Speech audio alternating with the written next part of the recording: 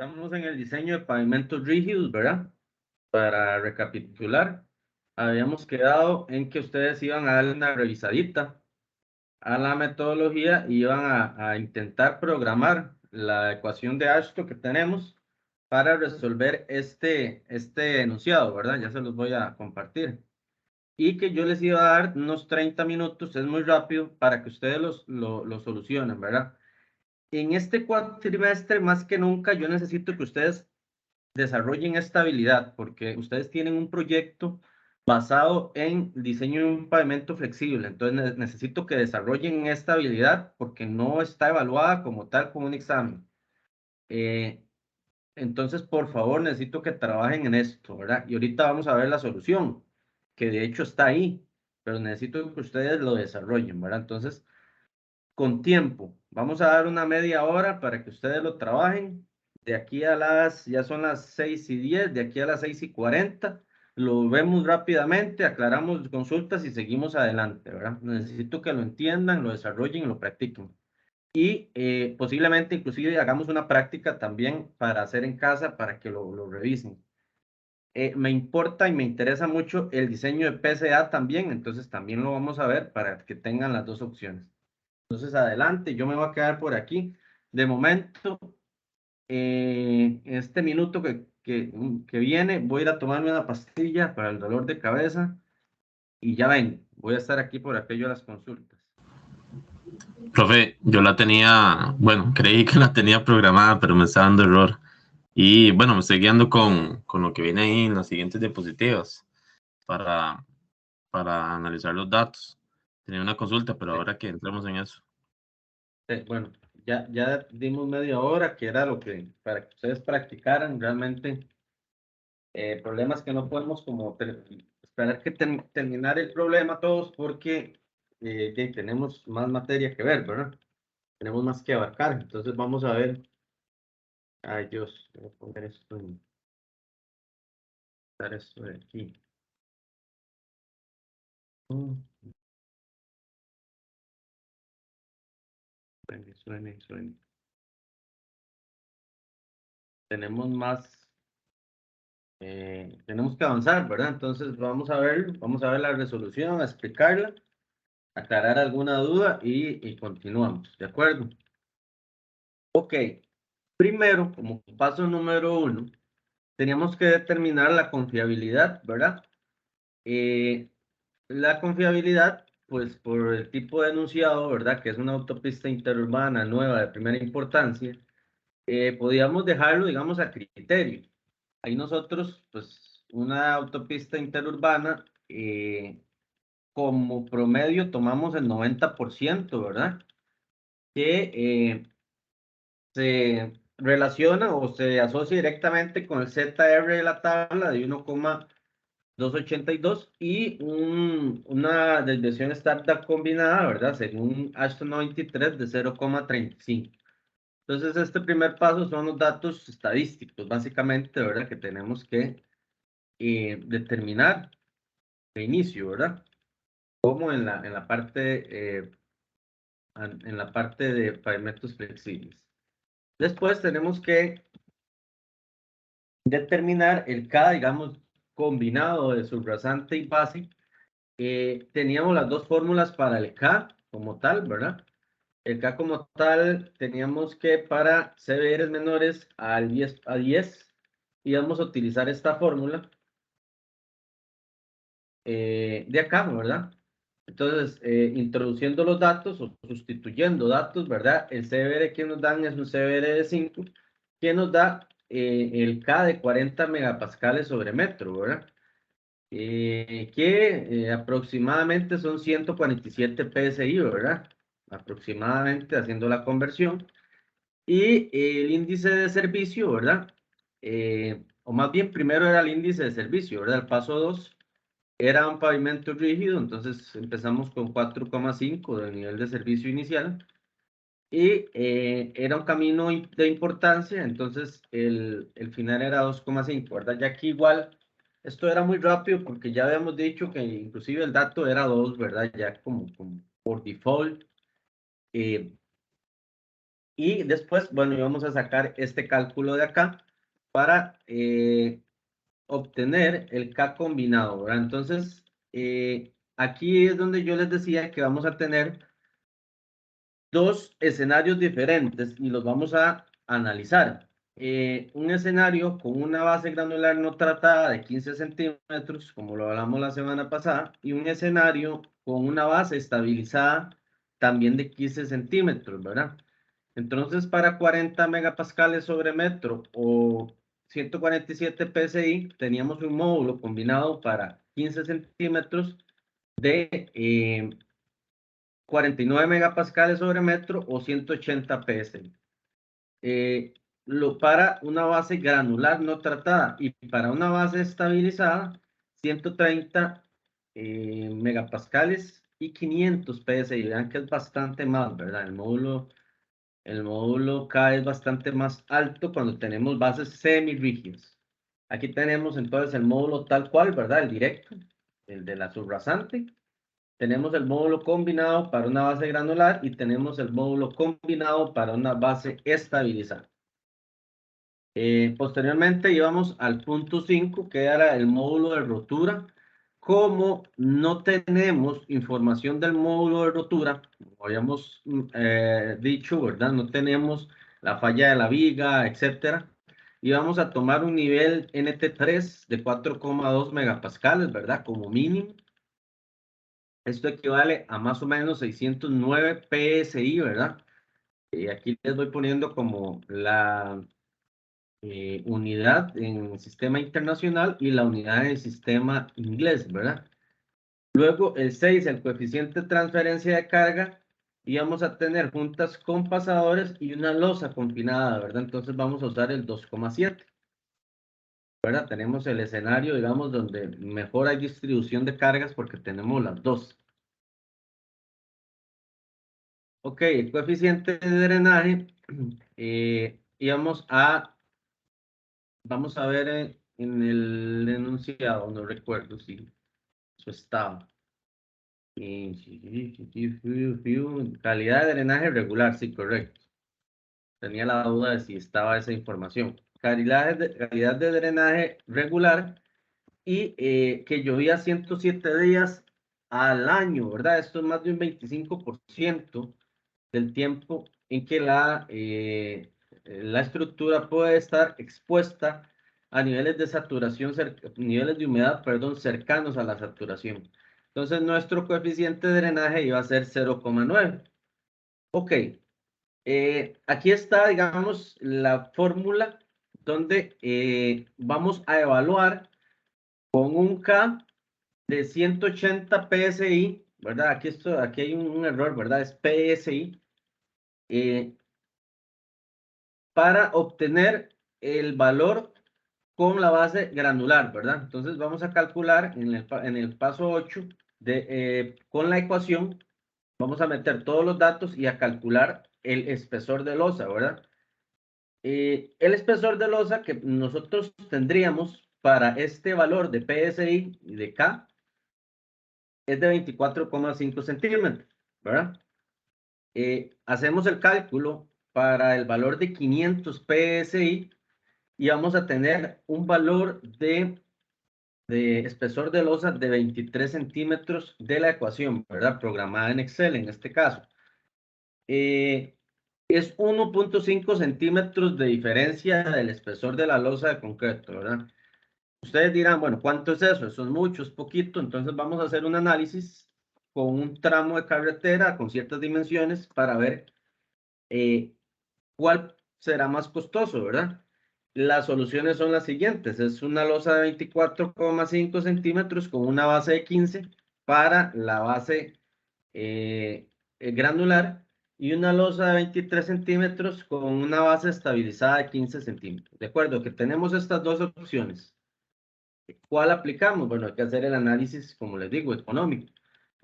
Según el costo, ¿verdad? Un costo por metro cuadrado para cada una de las opciones. La losa de concreto, bueno, tiene un costo por metro cuadrado de 10,000 412,5 dólares, ¿verdad? La de 24,5 y la de 23 centímetros tiene un valor de 9.775 dólares por ese centímetro y medio menos. Ahora, la base granular tiene un costo por metro cuadrado de 1.245 dólares y la base granular, perdón, la base estabilizada de 1.515, ¿verdad? Al final, sumados los dos, ¿verdad? Cada uno tendrá un valor de, vamos a ver, 11.657,5 dólares, la que es con base granular sin estabilizar, y de 11.290, ¿verdad? Un poquito menos la que es con base estabilizada, aun y cuando se pone la base estabilizada, ¿verdad? Entonces, ¿qué es lo que pasa? Que se hace un balance, se balancea, digámoslo así, el costo del concreto con el costo de la base estabilizada.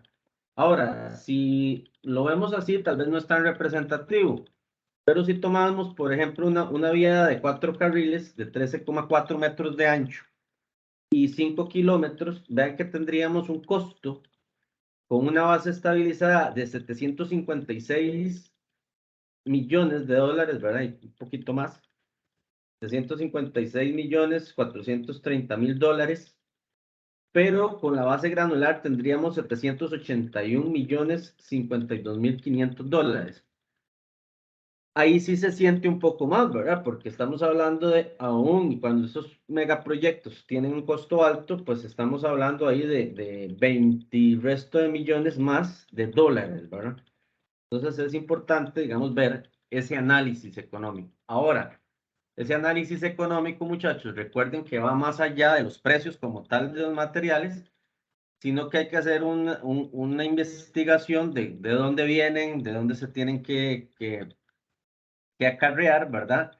¿Cuál sería el proceso? Bueno, aquí se supone que los precios están ya con todo el proceso constructivo, el proceso de fabricación del material, pero una variable que podría cambiar mucho de eso es el acarreo, por ejemplo, del cemento. Si hay un acarreo largo del cemento o las complicaciones propias que puede tener la colocación de una base estabilizada, ¿verdad? Entonces, de ahí viene la decisión de si ponerla o no ponerla, ¿verdad? Eso es todo un tema, pero aquí simplemente va, basándonos en costos unitarios como tal, ¿verdad? Podemos ver que sale más barata la que tiene la base estabilizada aún y cuando tiene un espesor un poquito mayor perdón, un poquito menor del concreto, ¿verdad? Y es por esa razón, porque al estar estabilizada, tiene módulos altos de rigidez y permite que la losa sea más pequeña. Ok, eso es en cuanto a el concreto como tal, el espesor de la losa y la solución que vamos a elegir. Como la losa anduvo entre 21 y 23, ¿verdad? Si elegimos el costo menor, vamos a tener pasadores de 1 y 1 octavo, ¿verdad? De 40 centímetros colocados a cada 30, ¿verdad? Que eso hay que modularlo. Y vamos a tener barras de anclaje. En el caso de que tengamos solamente barras de 3 octavos, por ejemplo, de 45 centímetros colocadas a cada 45 en las juntas de construcción, ¿verdad? Como lo habíamos dicho. Aquí estamos haciendo el análisis, ¿verdad? De los cortes. Los cortes irían, en este caso habíamos dicho que es el menor, que da 4,18. En este caso, digamos, podríamos decir que los cortes serían cada 4 metros para anchos de carril de 3,35 metros. De acuerdo. Preguntas.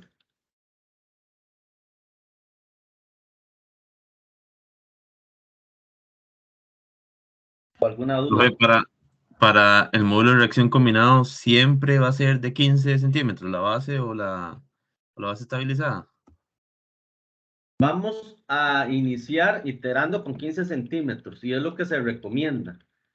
Sin embargo, dependiendo también en algún momento de la presentación lo vimos. Bueno, acá, digamos, tenemos la tabla que nos ofrece varios espesores, ¿verdad? Entonces, como es un proceso empírico y de iteración que después uno puede automatizar. Usted podría probar con estos espesores para ver cuál es más factible, ¿verdad? Aquí lo que dice la teoría es que lo probemos con 15 para ver cómo nos va. Pero usted podría decir, no, profesor, yo voy a probar una losa, perdón, una base de 30 centímetros. La losa va a ser más pequeña, etcétera, pero entonces vamos a probar a ver cuánto nos da esa losa y económicamente qué es más factible, ¿verdad? Porque puede ser que el que la base sea más grande no conlleve precisamente a que la losa se reduzca mucho en el cálculo y entonces usted tenga el pavimento muy caro, ¿verdad? Una estructura muy robusta, ¿verdad? 30 centímetros y una losa que no bajó mucho, que bajó a 20, por ejemplo. Tenés un pavimento muy alto, ¿verdad? Muy robusto, muy caro, eh, pero sí se puede utilizar para ver cuál es el resultado, ¿verdad?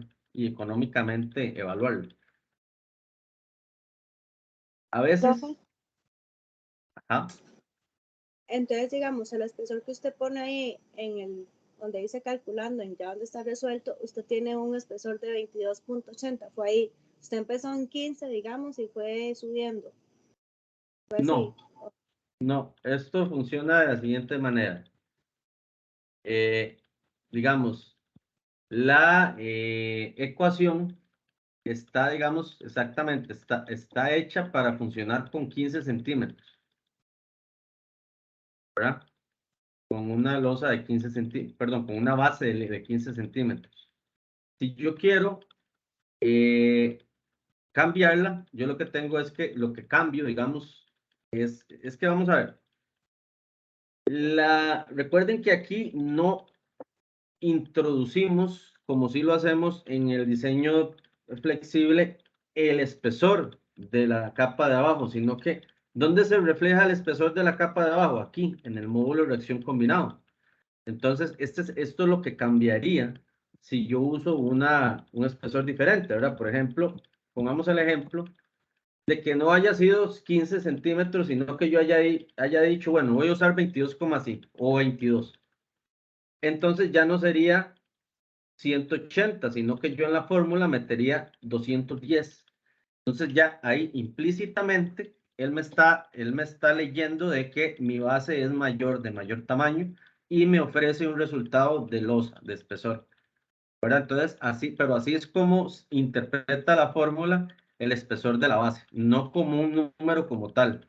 Entonces acá no, acá digamos es un cálculo directo, digamos, aquí lo que hace él es obviamente uno la programa y lo que hace es tratar de satisfacer esto, ¿verdad? Yo paso esto a sumar, por ejemplo, aquí, lo igualo a cero y trato de satisfacer que todo esto me iguale a cero con digamos, un D que me lleve esa ecuación a lo más cercano a cero, ¿verdad? Que el límite tiende a cero. Y me va a dar ese valor, ¿verdad? Pero él va a leer directamente lo que yo le pongo aquí. Si yo aquí le pongo 210, por ejemplo, ahí yo le estoy haciendo una iteración que, que considera una capa de base de 22 centímetros, por ejemplo, base granular, ¿verdad? Y me va a dar el resultado con respecto a esa base, el resultado de la losa en centímetros. ¿Entendido? Me di a entender, sí, me enredé mucho. Sí, profe, no, no, está bien que ese es el que hay que cambiar, el K. Exacto, este es el que la ecuación interpreta que cambia al cambiar el espesor de la base, sea granular o sea igual acá. Si acá hubiéramos dicho una base estabilizada no de 15, sino de 22, el dato hubiese sido mucho mayor y posiblemente esto hubiera llegado a 20 centímetros. No sé, ¿verdad? Habría que hacer el cálculo, pero hubiese bajado mucho a 20 centímetros, a 19 centímetros, no lo sé, pero obviamente subiendo el espesor de la base estabilizada. ¿Qué más, muchachos? ¿Alguna otra pregunta o dudilla ahí? Sí. ¿No hay dudas? Seguimos adelante.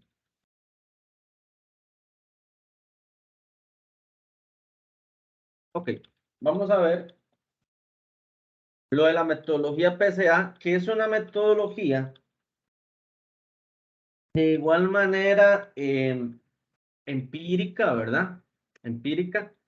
No es una metodología racional ni una metodología mecánica, como ya hemos explicado, sino que se basa también en estudios de tablas y esta es más gráfica todavía. Van a ver que es como más de tablas, más de ir sacando datos de tablas y datos de tablas y datos de tablas y hacer una tabla en realidad para al final ver cuánta es, y es muy de tanteo también, cuánto es la fatiga acumulada en la losa, y esa losa, de hecho, va a ser una losa que yo voy a tantear nada más desde un inicio. Vamos a dar ciertos criterios como para empezar con el tanteo, pero realmente es así, es meramente empírica, porque yo digo, bueno, para este tránsito, la losa de concreto igual tomando en cuenta una base de 15 centímetros, puede ser de 24 centímetros, por ejemplo, y con eso empiezo a hacer un cálculo, un análisis que me va a decir cuánta fatiga se va a acumular en porcentaje en esa losa a lo largo del tiempo en que yo voy a diseñar. Y si eso es menos del 100%, yo puedo decir que esa losa es aceptable para diseñar. Evidentemente, muchachos, es muy empírica, como les digo, es muy de tanteo, es muy, sin embargo, se sigue utilizando, al igual que AASHTO, ¿verdad? A nivel mundial. Entonces, es lo que se da en la academia de momento, ¿verdad? Llegará el momento posiblemente que ya empecemos a meter los diseños racionales un poco más. Eso depende mucho de la tecnología y de cómo se vaya metiendo la tecnología en esto. Ahora hay mucha facilidad con todo esto de la realidad virtual y realidad aumentada, ¿verdad? No sé si ustedes han escuchado ese tipo de cosas. Pero bueno, ahora a los viejitos nos están capacitando con eso, ¿verdad? Entonces estamos llevando un curso sobre el metaverso. ¿Alguien ha escuchado de Second Life?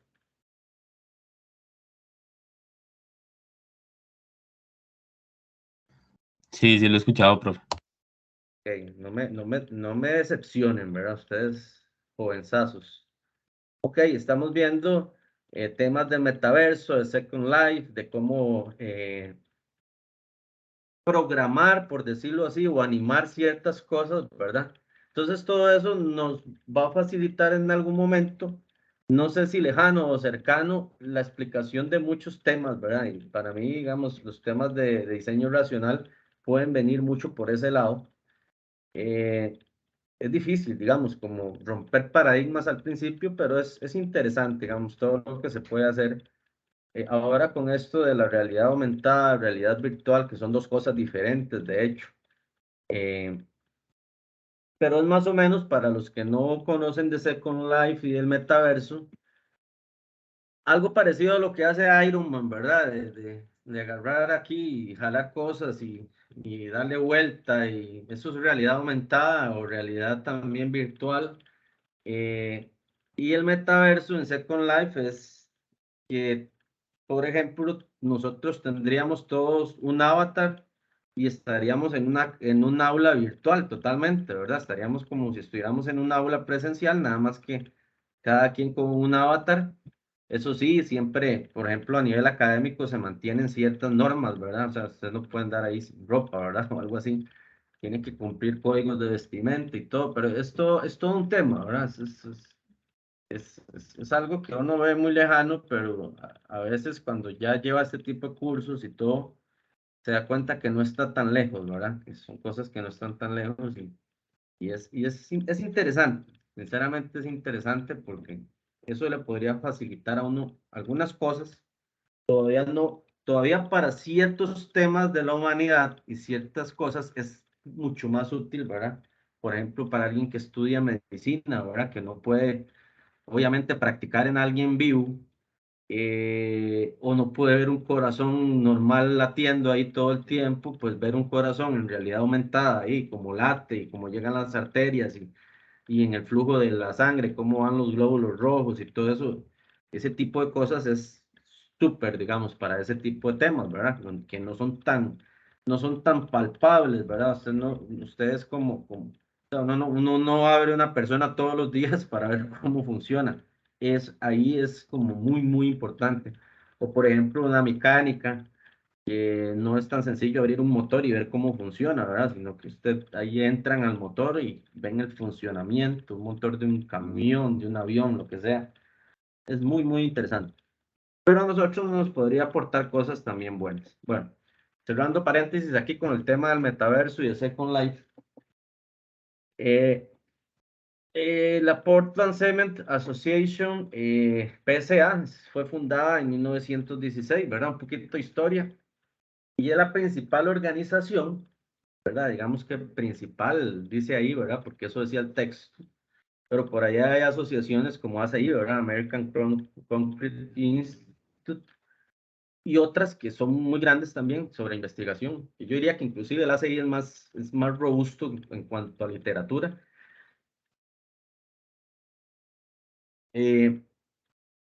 Educación e inteligencia de mercado que sirve a los fabricantes de cemento de Estados Unidos. Los miembros de PSA representan el 91%, por lo menos cuando yo bajé esta información, de la capacidad de producción de cemento de Estados Unidos. Estados Unidos ya no se pone así. Entonces, vamos a ponerlo mejor como es. Estados Unidos de Norteamérica, ¿verdad? Estados Unidos de Norteamérica.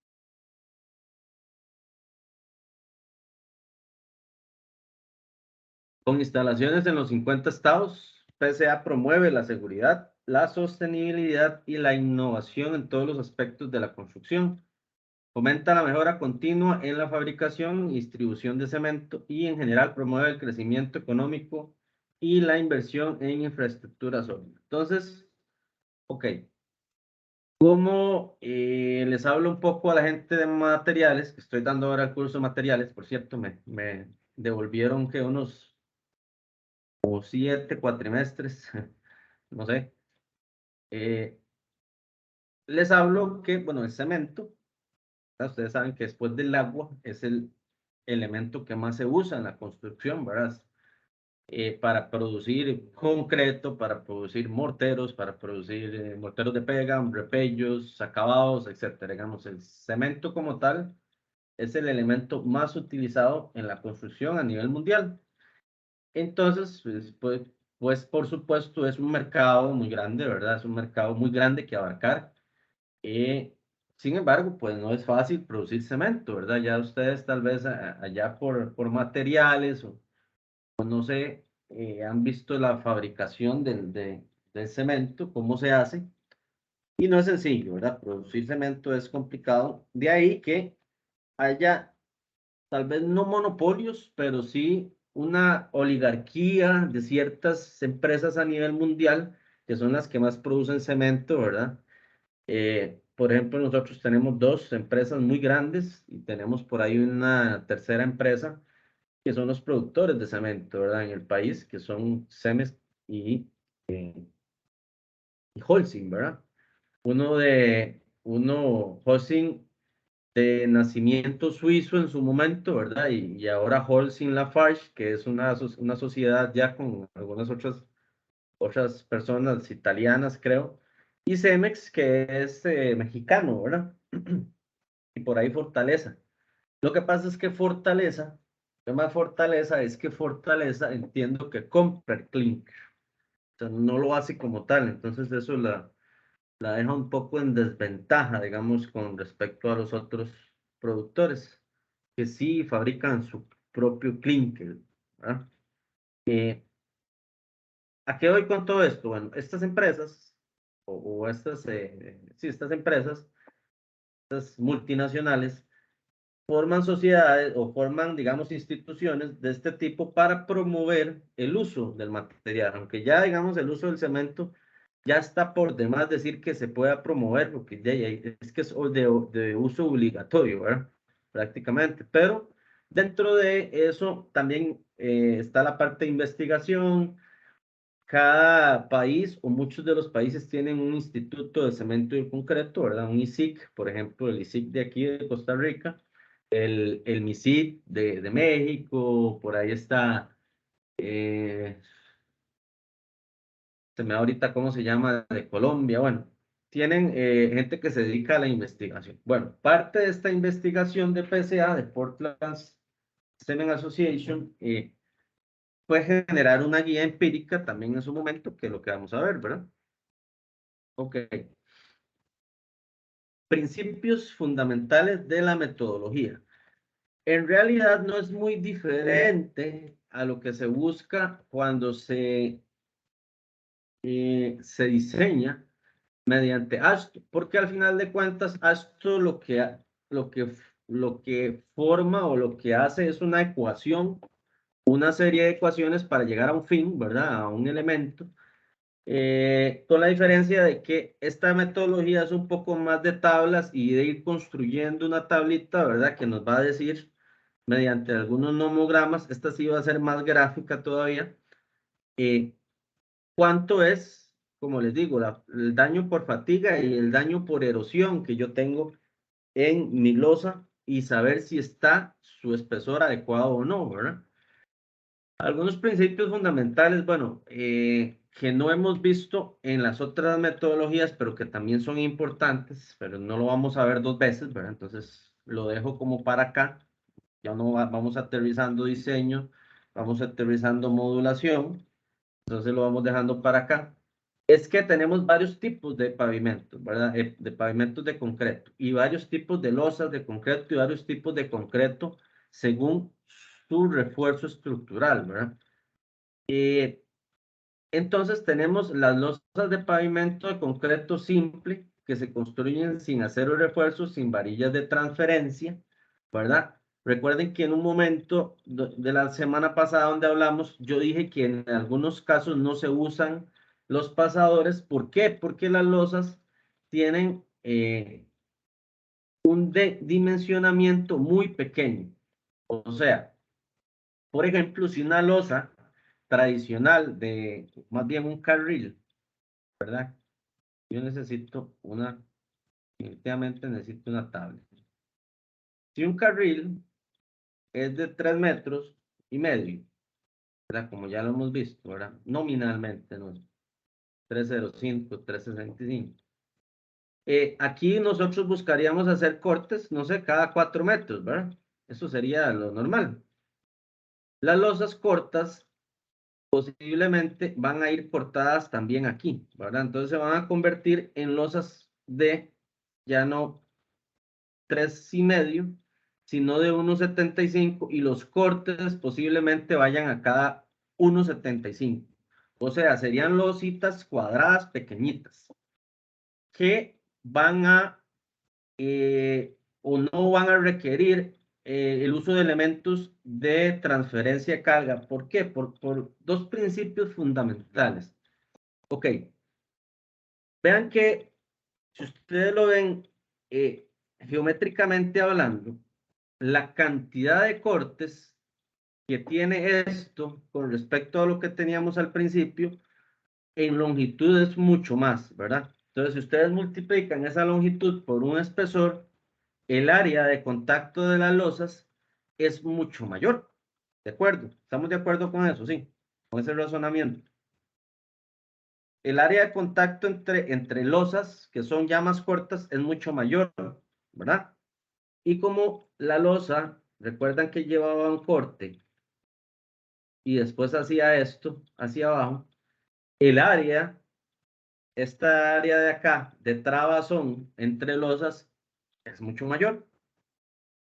Entonces las losas, como un conjunto, se comportan diferente. Hay transferencia ya de por sí de carga cortante sin los elementos de pasadores. ¿Están de acuerdo conmigo? Sí. Ok. Otra de las razones por las cuales no llevan pasadores este tipo de diseño es porque hay mucho más posibilidad de que los tránsitos pesados, por ejemplo, si estos son las ruedas de un bus, estén al mismo tiempo ocupando varias losas. Entonces la distribución de la carga va a ser mucho más, valga la redundancia, distribuida entre todas las losas.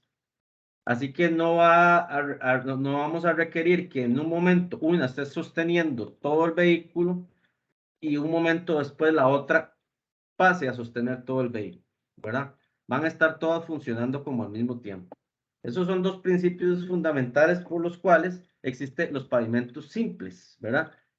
O diseño de losas cortas que llamamos, que se puede ver en algunas partes de nuestro país, ¿verdad? No es muy común en Costa Rica, sí lo he visto en otras partes, sí lo he visto en Estados Unidos, lo he visto en Colombia, lo he visto en México. No es que yo haya ido a todos esos lugares, ¿verdad? Lo he visto en videos. Bueno, Estados Unidos sí, bueno, en México también, pero en México cuando fui no lo vi. De hecho, no quería ver para ningún lado porque estaba en Sonora, Hermosillo, Sonora. No sé si alguien conoce o por lo menos sabe dónde queda eso, pero es terrible, es terrible eso es un desierto, ¿verdad? Es fronterizo con Estados Unidos y me fui para un verano. Ustedes escucharon recientemente que en Qatar estaba a 50 grados, ¿verdad? Cuando estuvieron estos chavalos por ahí. Nosotros ahí estuvimos, bueno, el amigo mío y yo, que el amigo que vive allá, estuvimos midiendo la temperatura en un día, llegamos a 52 grados. Entonces, bueno, no sé si alguien ha tenido la oportunidad de estar a una temperatura de ese tipo, ¿verdad? Es incómodo, en realidad no les recomiendo viajar a esos lugares en verano o en invierno, ¿verdad? Porque el invierno ustedes saben que los climas desérticos son extremos. Cuando es invierno de verdad. Y cuando es verano de verdad. Entonces en invierno son temperaturas bajo cero, ¿verdad? Entonces es incómodo. Pero hay como una transición que ellos tienen, recuerden, 4 estaciones, ¿verdad? Entonces en otoño y en primavera es bonito porque hay como temperaturas muy parecidas a las de acá. Qué sé yo, digamos como lo más caliente sería como estar en Liberia, algo así, unos 35 grados por ahí. Y lo más frío sería estar como en el volcán, o sea, 10 grados. Pero es soportable para nosotros de estas latitudes. Ok, de eso, eso venía y se lo está diciendo, ok, porque aquí no es tan común este tipo de diseños. Después está el pavimento de concreto simple, que son con pasadores, ¿verdad? Que son las losas moduladas más o menos como lo vimos, ¿verdad? Carriles de 3 metros de ancho, 305, 365, cortados cada 4 metros. Llevan pasadores porque ahí sí son losas muy grandes que están sosteniendo un carro completo y está transfiriéndose a otra parte, ¿verdad? Por lo menos un carro liviano, ¿verdad? Ya un pickup es un poco más largo, pero igual estaría como transfiriendo la carga en dos losas diferentes al mismo tiempo y un bus, bueno, con mucho más razón, ¿verdad? Estas llevan esos pasadores tal cual, ¿verdad? Y son como las más comunes de hacer. Están los pavimentos de concreto reforzado que tienen acero de refuerzo dentro de la losa, así como varillas de transferencia de carga, o sea, duelas en las juntas de contracción. Las separaciones en las juntas son mayores a las que se utilizan en pavimentos convencionales, por lo que es posible que se produzcan las fisuras transversales, las cuales se mantienen prácticamente cerradas debido al refuerzo de acero, lo que permite una mejor transferencia de carga. Entonces aquí viene, muchachos, como lo menos común que uno ve en los pavimentos y en las losas de pavimento específicamente. O sea, una losa armada. Lo que pasa, muchachos, es que la losa armada, si el término se puede utilizar, que yo no utilizaría losa armada, yo utilizaría más bien losa con refuerzo de acero de piel o acero para fisuramiento. ¿Por qué? Porque este acero no cumple una función estructural. Este acero lo que hace es cumplir una función para evitar el fisuramiento superficial. ¿Esto por qué? Porque, por ejemplo, qué sé yo, a mí se me ocurre como diseñador, o más bien como cliente, ¿verdad? que yo no quiero cortar mi pavimento a cada 4 metros, ni 5, ni 6. O sea, yo quiero cortarlo a cada 8, ¿verdad? Pero los carriles son de 3 metros, ¿verdad? O de 3,5. Entonces, ya la norma de por sí no me permite esos cortes tan largos. Entonces, yo tengo un potencial alto de fisuramiento entre cortes. Lo que se hace es que se pone acero de refuerzo, o acero más bien, por encima del tercio, en el tercio medio, o más bien, digámoslo así, si nosotros tenemos la losa aquí, ¿verdad? Si nosotros tenemos la losa de pavimento aquí y esta losa mide 30 centímetros, por ejemplo, este acero va a ir aquí colocado. Estamos viendo la losa, sea transversalmente o longitudinalmente, pero ella va a ir, ese acero va a ir colocado en los últimos 10 centímetros. ¿Por qué? Porque ese acero, muchachos, lo que va a hacer es amarrar el concreto para que no se fracture, ¿verdad? Para que aguante que ese paño se corte a 8 o 10 metros, por ejemplo, ¿verdad? Y que se pueda cortar con seguridad sin que se raje en el centro. Metemos acero para eso. Eso se llama acero de piel o acero por contracción, ¿verdad? No es acero que va a resistir cargas, ni va a ser más fuerte o un elemento estructural a la losa. Se usa en losas de pisos, se usa en aceras, se usa en casas, por ejemplo, ¿verdad? Yo un día, un maestro de obras me dijo, ¿va a poner malla electrosoldada en el piso? Yo le dije, no, y se quedó asustado, ¿verdad? Se quedó asustado. Me dice, ¿cómo es que no le va? ¿Para qué? ¿Para qué usted pone una malla electrosoldada? ¿Ustedes saben para qué se pone malla electrosoldada en el piso? O en una acera. A ver, Para eso, para evitar fisuramientos. para evitar fisuramiento superficial. Pero fisuramientos, ¿verdad? Fisuramientos, porque los pisos confinados en pequeños espacios no se van no se van a rajar, no se rajan, ¿verdad? Porque son pequeños espacios, ¿verdad? Y están confinados dentro de una casa. En una acera, por ejemplo, en una acera que se corta o se le hace esta técnica con una herramienta especial para hacerle como una rayita donde va ahí la fisura, no necesita malla electrosoldada. Eso es botar la plata. Increíblemente, si usted dice eso en la calle, lo pueden tachar de loco. Pero si ustedes tienen los fundamentos técnicos, no hay ningún problema. ¿Qué es lo que pasa? Bueno, usan malla electrosoldada, está bien. La recetan como recetar paracetamol. No hay problema. O sea, la malla electrosoldada, mientras se ponga igual a esto, podríamos decir que está funcionando. Okay. Va a restringir mucho más las fisuras superficiales. En el caso de que el concreto se seque, haya mucho viento, bueno, qué sé yo, puede ayudar. Pero muchachos, lo peor que pasa es que la ponen y la ponen aquí abajo. O sea, no le ponen helados, no le ponen elementos para subirla al tercio último. Y entonces, peor, como dicen, porque la ponen donde no se necesita y la ponen mal. Entonces, eso es un desperdicio de dinero increíble.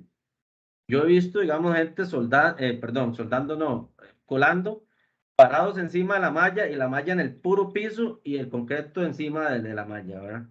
Una técnica de construcción, una metodología de construcción totalmente errónea y totalmente aborrecible, porque ahí se está botando el dinero. La pueden poner, no hay problema, pero si la ponen, pónganla bien. Pongan helados, si la losita es de 10 centímetros, hagan heladitos. No sé si alguien sabe a qué me refiero con helados. No son helados de esos de Pops, ¿verdad? Por cierto, que hubo un accidente muy lamentable, ¿verdad? Una tienda de Pops. No es eso. ¿Alguien sabe a qué me refiero? Cuando digo helados. Generadores de Supongo que son concreto. como unas Separadores, calzas. profe. Ajá. Eso se hace, bueno, más o menos entendí porque me hablaron como tres, pero se hace un mortero en unos vasitos.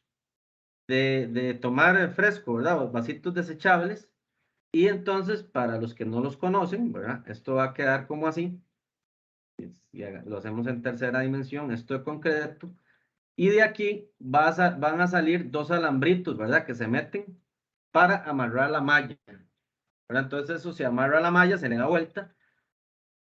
Pero muchachos, tienen que ponerlos a distancias cercanas, ¿verdad? No hacen nada tampoco con poner uno aquí y poner otro allá a los 2 metros. No, eso va muy seguido en la malla para que toda la malla se mantenga a una altura, ¿verdad? O en algunos casos lo que hacen es que le ponen pedazos de block, ¿verdad? Si no hicieron helados, le ponen un par de pedazos de block para levantarla. No es que esté mal del todo, pero al mover la malla, pues a veces se desordena y se sale, ¿verdad? Si ustedes lo ponen muy seguido y la mallita está levantada, no importa, porque eso al final de cuentas queda embebido en el concreto y la resistencia en realidad es importante porque inclusive para estos elementos piden una resistencia mínima, pero es más importante que la malla quede a la altura que es, ¿verdad? Entonces, y aquí nos salimos un poco del tema, pero es importante a nivel constructivo, ¿verdad? O sea, no pongan mallas por ponerlas, muchachos, no pongan, o sea, si no la van a poner bien, no la pongan, porque en realidad no sirve. Y pónganlas donde realmente se utilicen, donde ustedes vayan a tener potenciales de fisuramiento superficial, porque no van a cortar o no sé, por alguna razón, háganlo. Ahora, volviendo al tema, entonces por eso es que se pone, y ustedes podrían ver en algún momento una losa de pavimento que va a quedar muy larga entre corte y corte, donde si van a poner, ahí sí se ponen cuando son calles unos elementos especiales inclusive, que levantan la malla a la altura que tiene que ser y se chorrea toda, ¿verdad? Y toda queda, sí, como les digo, si es de 30 la losa, esta tiene que quedar a 10 centímetros de la superficie, toda pareja, para que pueda cumplir la labor para la que está diseñada, ¿verdad? Si es de 20, bueno, dividimos 20 entre 3, no sé, 7, 6 y resto, entonces ella tiene que quedar a unos 6 centímetros de la superficie y así sucesivamente, ¿verdad? Por encima del tercer tercio, digamos, o a nivel del tercer tercio de la división ahí, debe quedar toda la malla a todo lo largo del pavimento para que genere ese efecto, que es lo que se busca, ¿verdad? La foto no es muy ilustrativa, por eso la vamos a quitar, porque me parece que esa foto no es ilustrativa. Vamos a buscar en internet para que lo vean.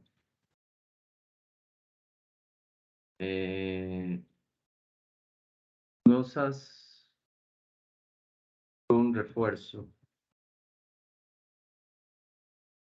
Vamos a ver qué sale. Okay. Esto pareciera ser una losa de piso.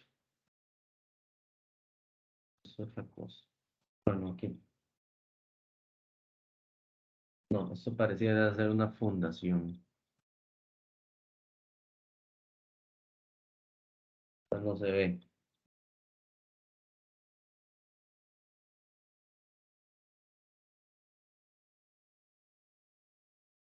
Pues no se ve y nunca se vio.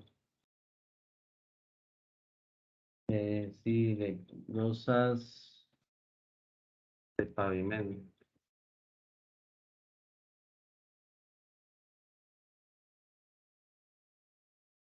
Ok, bueno, aquí estas son las canastillas que ya vimos, ¿verdad? Cómo funcionaban. Pero estos van a funcionar como pasadores. Aquí está la típica acera, o no sé si es como una alameda, con una malla electrosoldada mal puesta, ¿verdad? Lo que les acabo de decir. Aquí está otra canastilla, ¿verdad? Vean que aquí están las varillas bien dobladas, por cierto, bien, esto no está bien, estas varillas deberían estar rectas. Y vean los pasadores, las varillas de anclaje y pasadores, vean, pasadores aquí y pasadores aquí. Y la canastilla a este lado, ¿verdad? Estos pasadores son producto de esta canastilla, lo que pasa es que luego se le quita esta parte, ¿verdad? Esto pareciera ser un pavimento, pero esta foto es más para lo otro que vamos a explicar, de hecho. Esto es un pavimento continuo, reforzado de manera continua.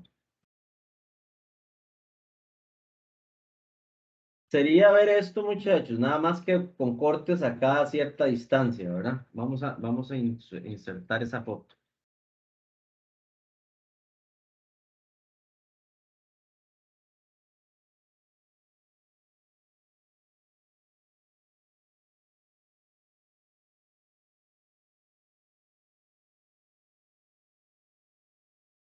Y esto es más bien la descripción de lo que vamos a decir.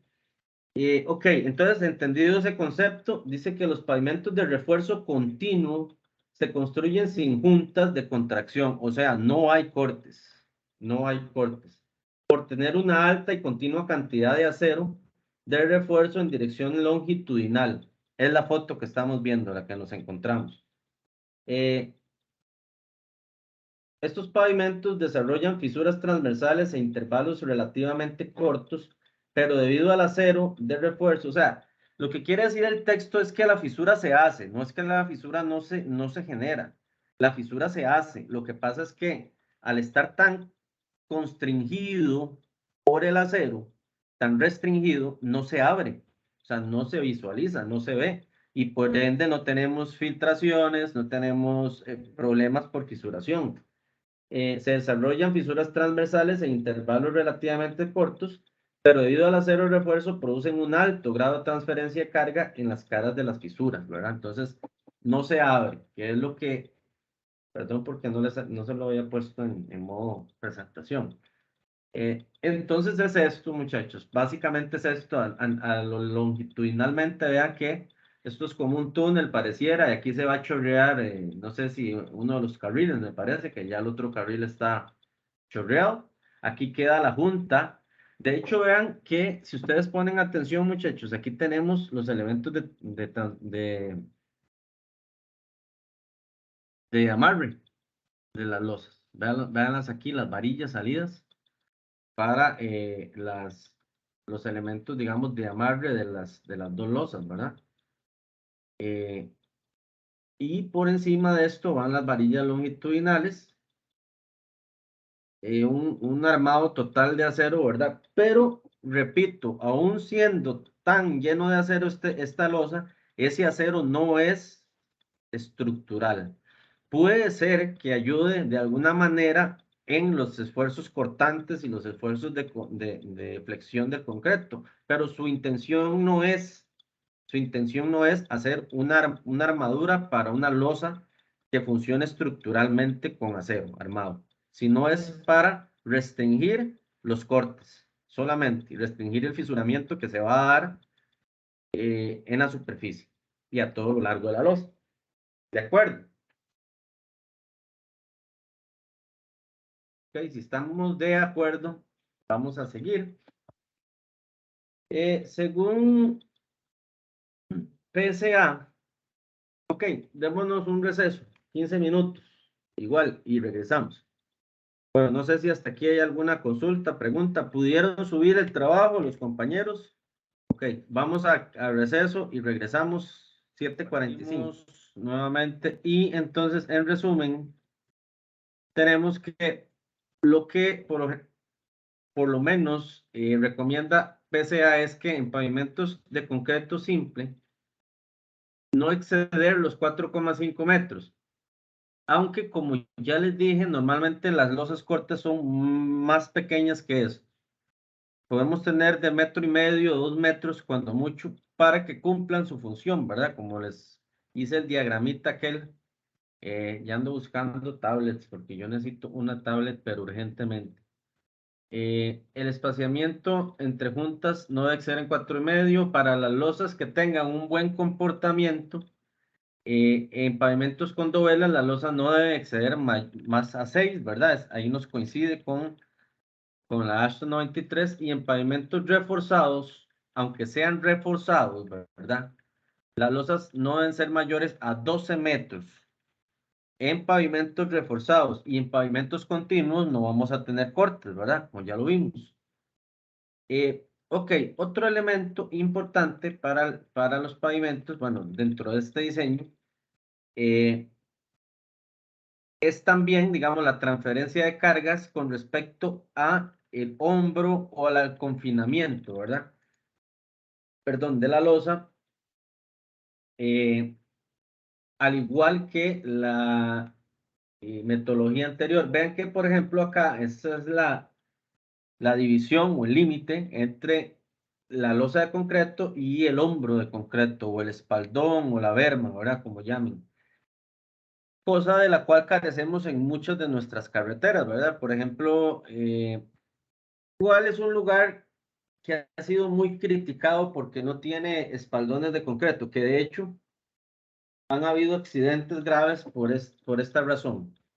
Ustedes que ven noticias a las 6, a las 12 y ¿sabes? A las 7 y a las 11, que dan la última, claro.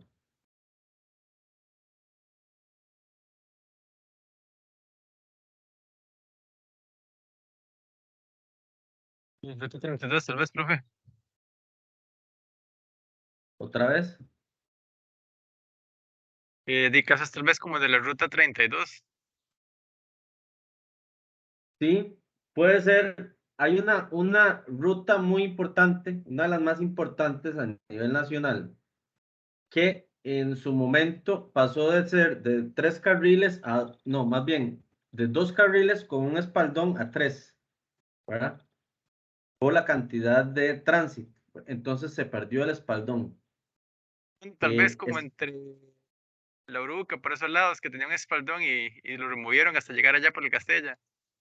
correcto, ese tramo es el más conflictivo. De hecho, por ahí hubieron varias noticias o varias notas donde anduvo una gente de la NAME, ¿verdad? Que esta gente de la NAME se mete ahí donde sea a inventar el agua tibia, viendo, ¿verdad? Que no existía espaldón, ¿verdad? Obviamente cualquiera de nosotros que conoce carreteras sabe que no hay espaldón y que es peligroso, ¿verdad? ¿Por qué? Porque el espaldón, ¿para qué es?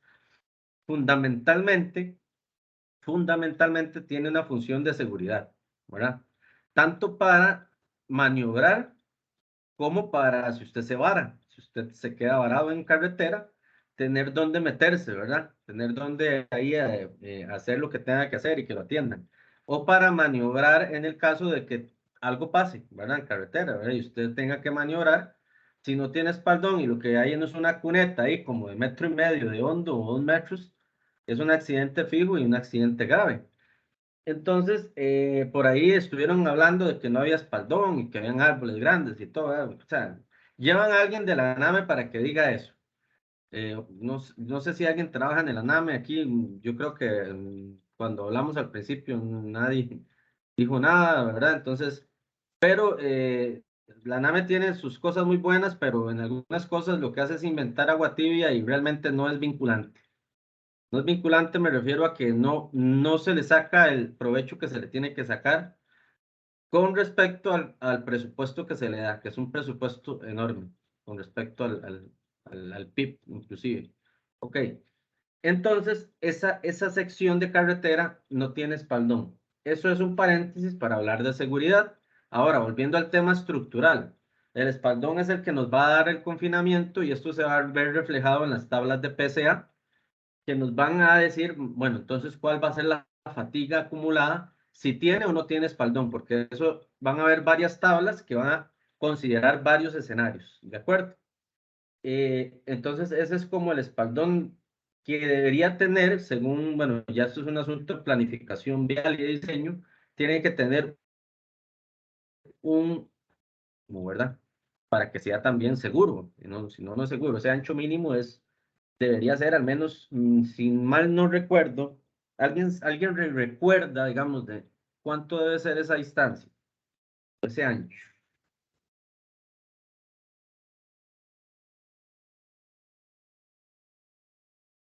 Yo creo que no, yo creo que ustedes no recuerdan, pero me parece que de metro 1,80, de 1,80 a 2,20 tiene que estar ese espaldón. Claro, aquí es muy fácil cuando ya no hay espacio, tomarlo como un carril más, ¿verdad? Entonces, ¿qué es lo que pasa? Es súper peligroso porque entonces estás haciendo transitar a los vehículos al filo de la navaja, sí, literalmente, al filo de la navaja, o sea, la pura orilla de la calle, sin derecho a equivocarse, sin derecho a hacer una maniobra peligrosa.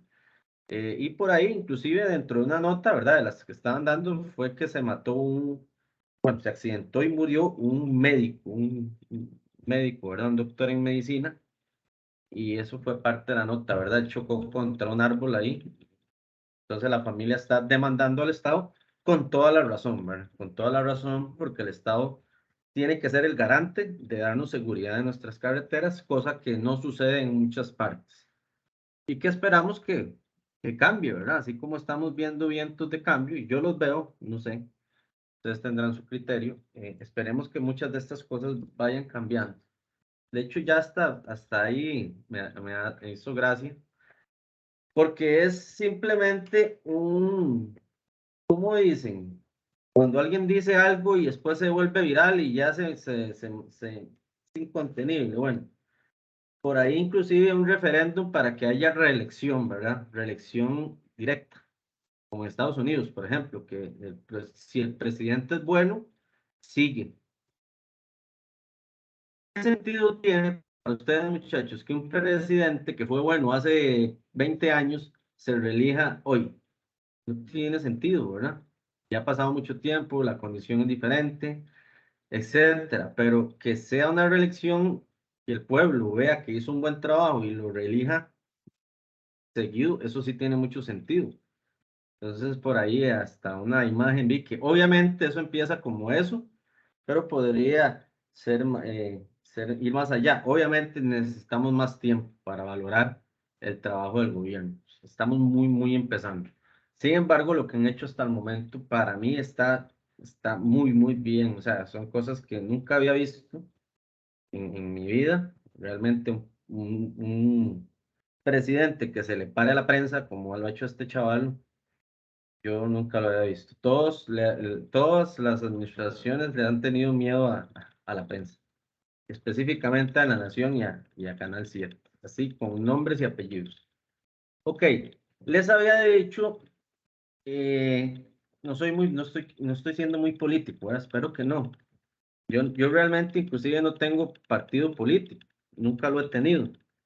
Los papás de uno, los abuelitos, con más razón, ¿verdad? Sí lo tenían. Por ejemplo, mi abuela de 98 años, yo decía que si a un perro le ponían una camisa verde y blanca, ella vota por el perro, ¿verdad? O por un perico, lo que sea. O sea, no tienen, digamos, no analizan nada. Son color político 100%.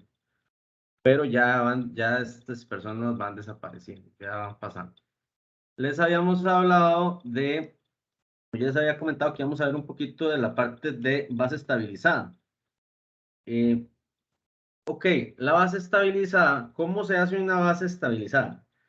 Se diseña, ¿verdad? Obviamente. No se me vayan, de hecho, no se me escondan, no se me escondan. Esto se diseña en laboratorio, porque nosotros tenemos un material existente en el sitio, ¿verdad? Que necesita ser mejorado con cemento, porque realmente es un material mejorado con cemento, y que cumpla con una resistencia mínima que normalmente se ha trabajado, perdón, desde el CR77, resistencias de 25 y 35 kilogramos por centímetro cuadrado de forma nominal. Entonces, conocemos o existe lo que se llama BE25 y BE35 a nivel de laboratorio y a nivel de especificaciones técnicas. Entonces, lo que se hace es que se lleva ese material al laboratorio y se le aplican diferentes porcentajes de cemento, ¿verdad? Sí, 3, 5, 7, 9%, y se fallan a compresión para ver cuál está logrando óptimamente, ¿verdad? La resistencia. Con eso vamos al campo y entonces vamos a tener un porcentaje de volumen de cemento sobre peso o perdón, un porcentaje sobre peso o sobre volumen. Eso ya lo va a determinar el laboratorio y ustedes, que son los ingenieros, son los que van a idear cómo lo aplican en el campo, ¿verdad? O sea, cómo carajos hago que eso pase a estar ahí. Entonces van a definir una grilla dependiendo del peso que se va a levantar del material y se va a poner el cemento. Eso es una forma de hacerlo, ahí va en secuencia, ¿verdad? Va en secuencia las fotos. Arriba los señores ponen la grilla, ¿verdad? O sea, sacos cada tanto, longitudinalmente y cada tanto transversalmente, ¿verdad? Después lo rompen y pasa una máquina, que es esa máquina que va ahí, que puede ser esa máquina o puede ser una motoniveladora que pasa, digamos, homogenizando el material. Esta máquina tiene la peculiaridad, perdón, de que va aportando el agua de una vez medida ya, que eso es un poco difícil, de lo más difícil de hacer, digamos, el porcentaje de agua adecuado. Cuando se hace con una motoniveladora, normalmente se hace como mucho a ojímetro, que llama uno, ¿verdad? Se aplica una cantidad de agua para que ese cemento hidrate y se convierta a esa base estabilizada. Luego se deja a nivel, ya sea esta misma máquina lo va haciendo todo, lo va homogenizando, le pone el agua y lo deja a nivel para que venga solamente la compactadora ya a aplanar, digámoslo así. Si es con una motoniveladora es un poco más complicado, la niveladora lo trata, valga la redundancia de nivelar, eh, se le aplica el agua y después viene la compactadora y ahí queda la base estabilizada, ¿verdad? Ya sea que se esté utilizando para una rehabilitación o para un pavimento nuevo, ¿verdad? Entonces esa es la forma de hacerlo. Vamos a girar en torno a dos elementos básicos en el diseño que van a ser la fatiga y la erosión, ¿verdad? Acumulación por fatiga y acumulación por erosión, y ahorita vamos a contar de qué se trata eso. Entonces, acá, de forma muy importante, igual el tránsito, vamos a necesitar el tipo de tránsito. Lo que pasa es que hay una pequeña variante acá, y es que nosotros nos va a interesar el tránsito liviano y el tránsito pesado. No vamos a clasificar el tránsito tanto como lo hacíamos para las otras metodologías, sino que vamos a decir, tránsito liviano son ejes simples y tránsito pesado son ejes tándem o ejes trident, que llaman, ¿verdad? Hay una forma de medirlo, hay una forma de hacerlo. No lo vamos a entrar tanto en ese detalle porque no vamos a diseñar pavimentos rígidos, por lo menos a nivel de proyecto ni a nivel de examen en este cuatrimestre, ¿verdad? Porque los exámenes se fueron. Pero sí vamos a explicar de qué se trata, ¿verdad? Y se genera un peso por eje, ¿verdad? Entonces, si bien es cierto, no se especifica tanto, digamos, el peso, sí podemos decir que son ejes tándem y que son ejes simples con este tipo de configuraciones, ¿verdad? Por ejemplo, esto es extraído información del CONAVI para ver cuántas toneladas pesa cada uno, pero nosotros vamos a necesitar básicamente, como les digo, esa configuración de ejes dividida en esas dos partes. No sé si me doy a entender. Cuando tal vez hagamos un ejemplo, lo vamos a ver mejor. La resistencia a la flexión del concreto, tal cual lo dijimos en el diseño pasado, es requerida, es importante, es vital, ¿verdad? Y ahí tenemos un ensayo de una viga. Pregunta a los que nos visitaron en el laboratorio. ¿Ven alguna diferencia con respecto al ensayo que se hizo en el laboratorio de esa foto?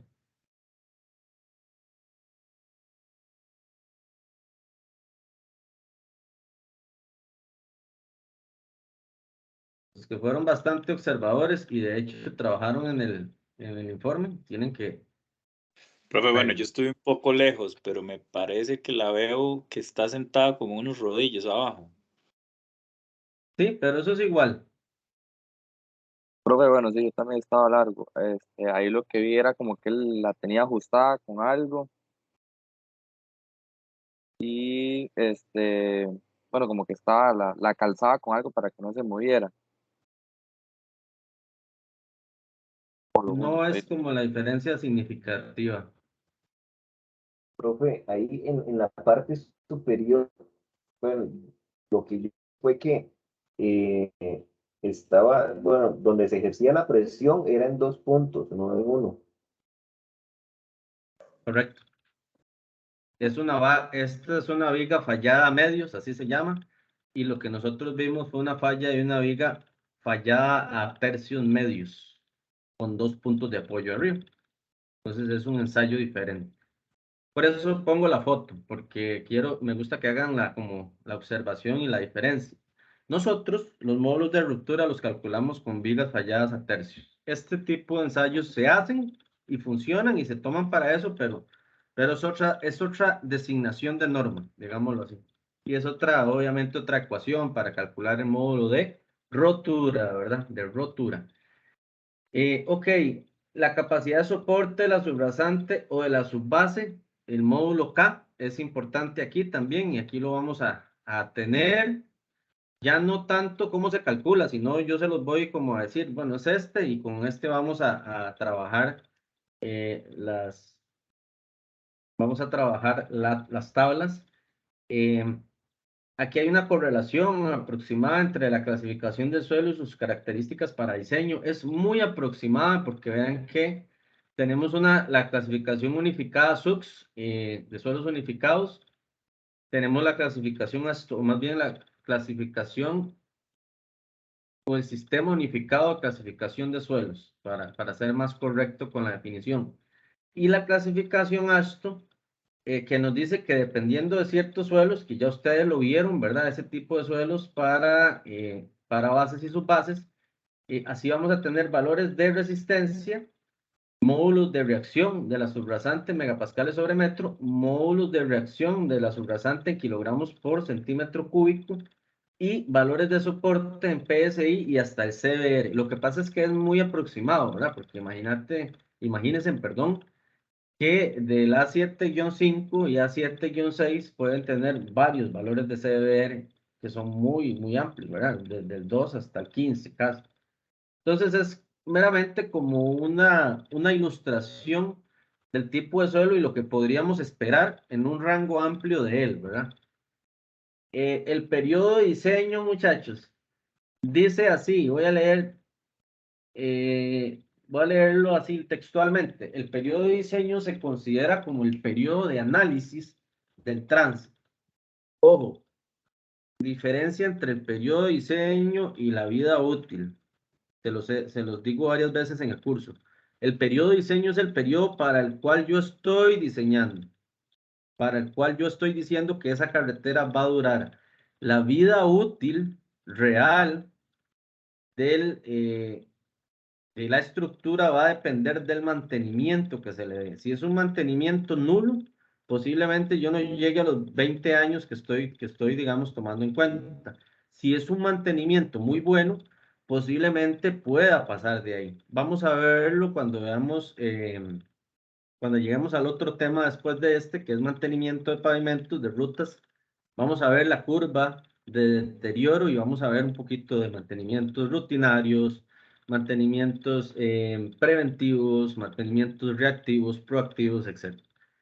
Pero entonces, se considera el periodo de análisis del tránsito, ya que es difícil hacer la predicción del tránsito con suficiente aproximación a lo largo. Para un pavimento rígido se considera adecuado tomar 20 años como periodo de diseño inicial. O sea, partimos de 20 años, ¿verdad?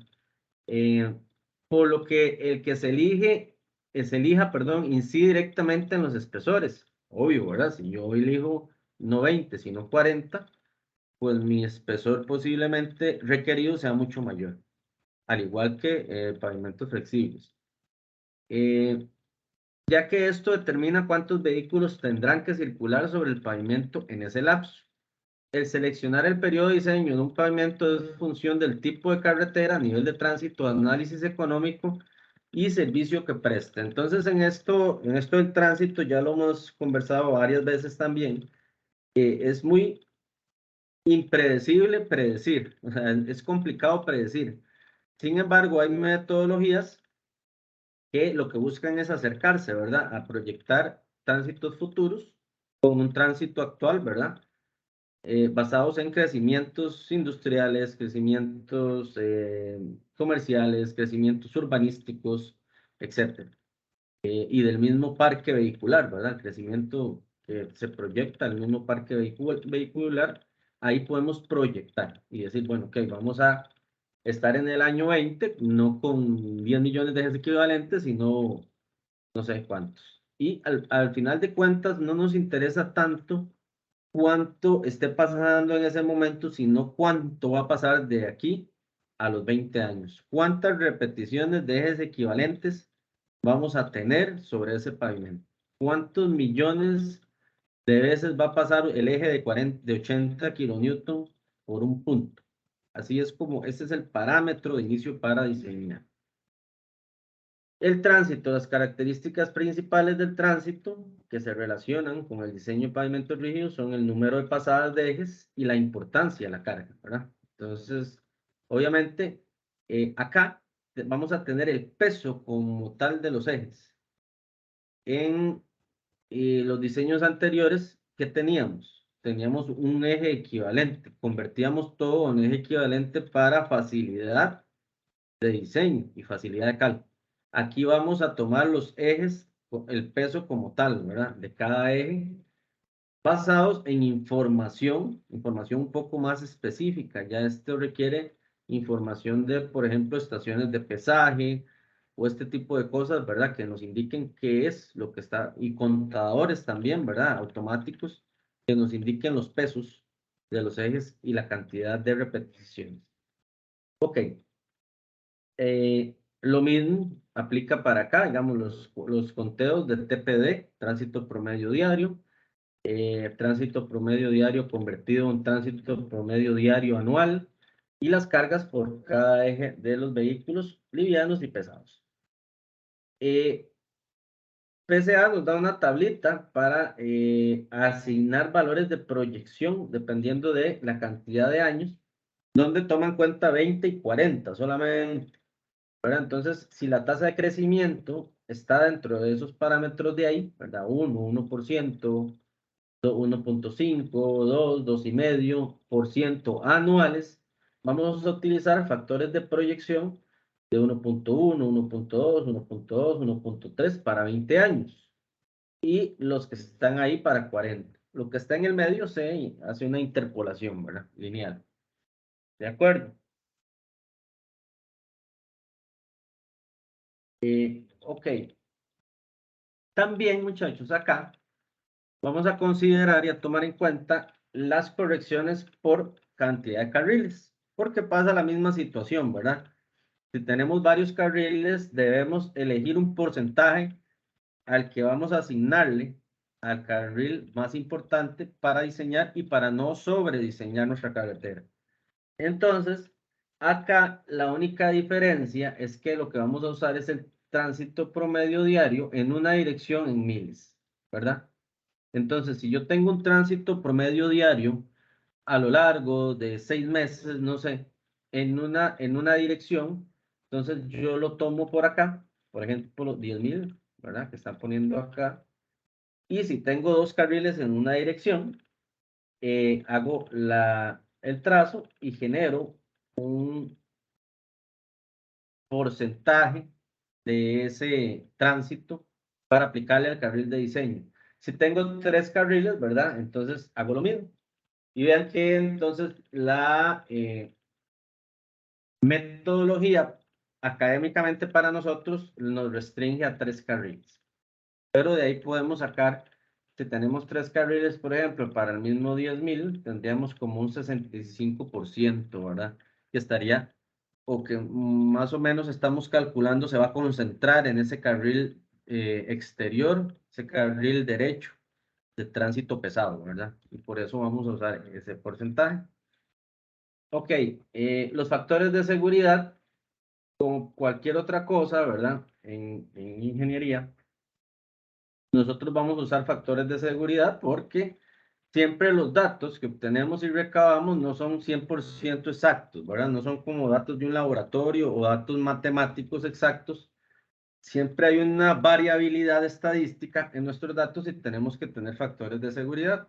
tal como en suelos, tal como en estructural, tal como en hidráulica, factores de seguridad que nos ayuden a que no diseñar al filo de la navaja, digámoslo así. Cuando diseñamos concreto, ¿verdad? Tenemos resistencia requerida y resistencia real. Entonces, ese factor de seguridad en este caso, bueno, para vías muy importantes, ¿verdad? Es de mucho tránsito, autopistas, es de 1.2, o sea, se mayor a un 20% el tránsito. Para volúmenes más moderados o menos altos, se mayora un 10%, ¿verdad? 1.1. Y para volúmenes bajos es un 1% nada más. Y por ahí habla de 1.3 para no tanto mayorar la carga para lograr el tiempo de diseño, sino para más bien alargar en el tiempo la vida útil del pavimento, ¿verdad? Porque ya lo estamos multiplicando un 30% más de carga, ¿verdad? Entonces estamos metiéndole 30% más de repeticiones y eso nos puede elevar bastante el espesor. Ok, vean muchachos, les voy a pedir que ustedes realicen una tabla igual a esta en Excel. Ustedes tomen esta tabla y la repliquen en Excel. En este momento no lo vamos a hacer por un asunto de tiempo. Vamos a hacerlo cuando ustedes no estén en clases, ¿de acuerdo? Pero necesito que para la próxima semana tengamos esta tabla así tal cual, ¿verdad? Con los numeritos y todo. 8, esfuerzo equivalente, 9, relación de esfuerzos, 10, factor de erosión, etcétera. Todo igual. Igual esta parte de arriba. Y la vamos a llamar igual, tabla HT-01. Porque con esta tabla es con la que vamos a hacer el análisis de el análisis de erosión, de las repeticiones o el porcentaje de daño por erosión y el porcentaje de daño por fatiga en la estructura que vamos a elegir. Esto lo vamos a ver la próxima semana. De momento yo les voy a contar cómo se hace rápidamente y les voy a enseñar las tablas que vamos a usar. No se preocupen.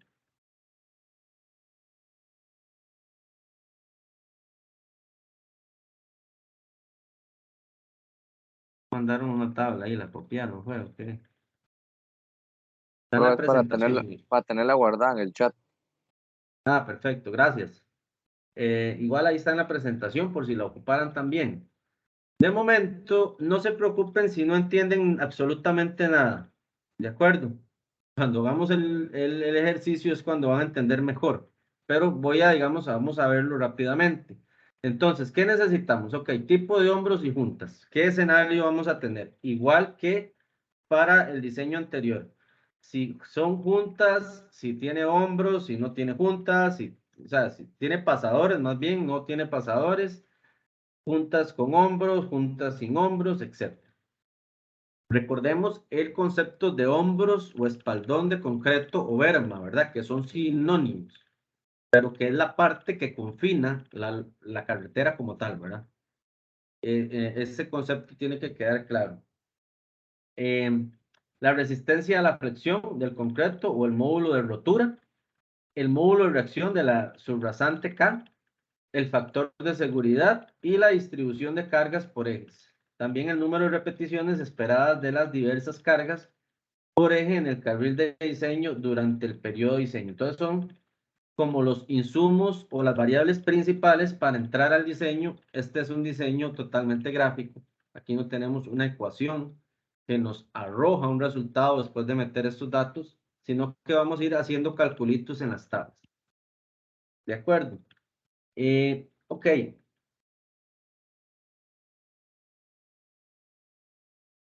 Este es uno de los nomogramas que vamos a usar. Están muchachos, en la... Vamos a salir un momento porque estas cosas me gusta verificarlas, ya que yo exporto por ahí las aulas y a veces no sé por qué se pierde alguna información. Entonces, si les digo algo, puede ser que no sea del todo cierto. No quiero mentirles.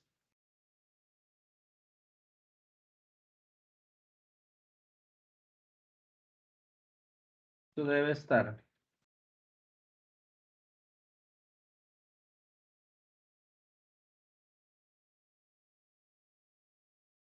Debe estar, si no en esta.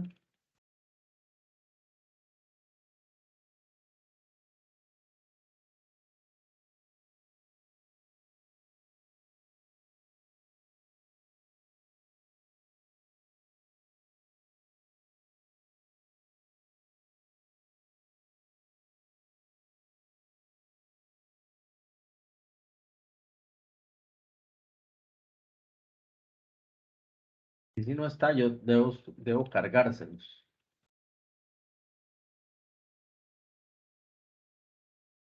Metodología Ashton.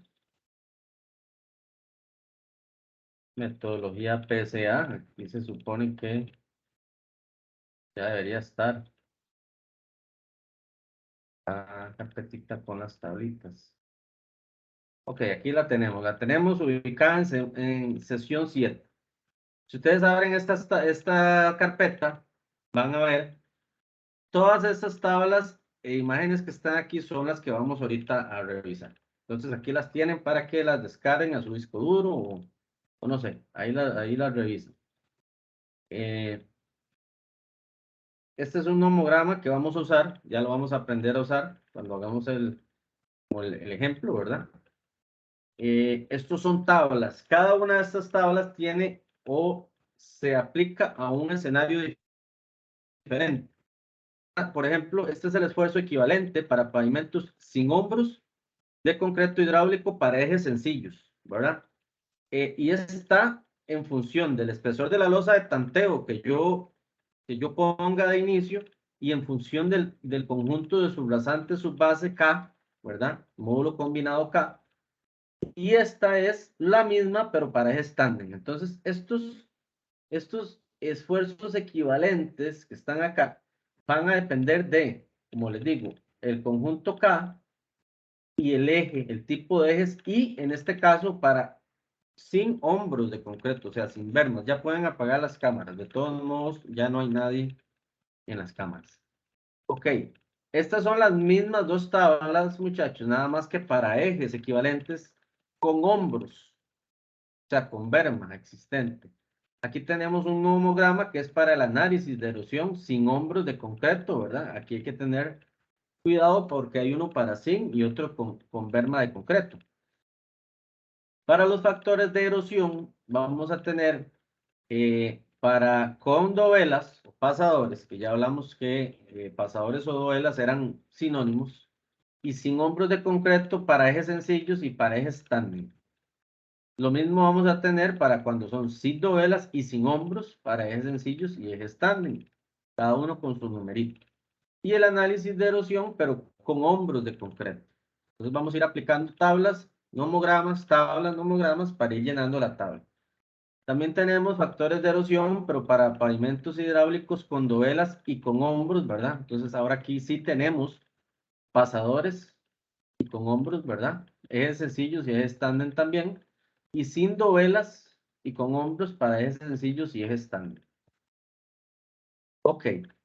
Esto es una receta, muchachos, que la verdad es que si yo se las explico, ustedes pueden ver los párrafos y empiezan a ver ese montón de números y de tablas. No van a entender nada y los voy a enredar más bien. Es como la receta de cómo se hace, cómo ¿verdad? Y aquí tenemos un ejemplito, ¿verdad? Entonces vamos realmente a ver el ejemplo.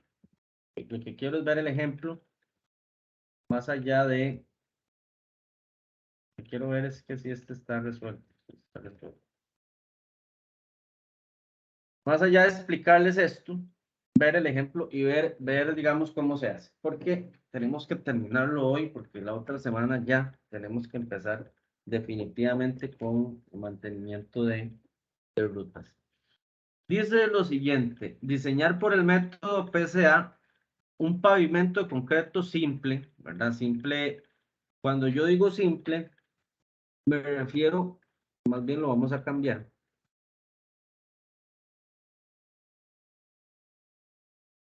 Pasadores. Y esto no sé por qué está tan grande, tan exageradamente grande.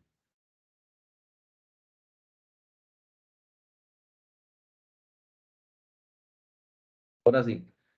Diseñar por el método PCA un pavimento de concreto con pasadores de una vía de 4 carriles en la cual se espera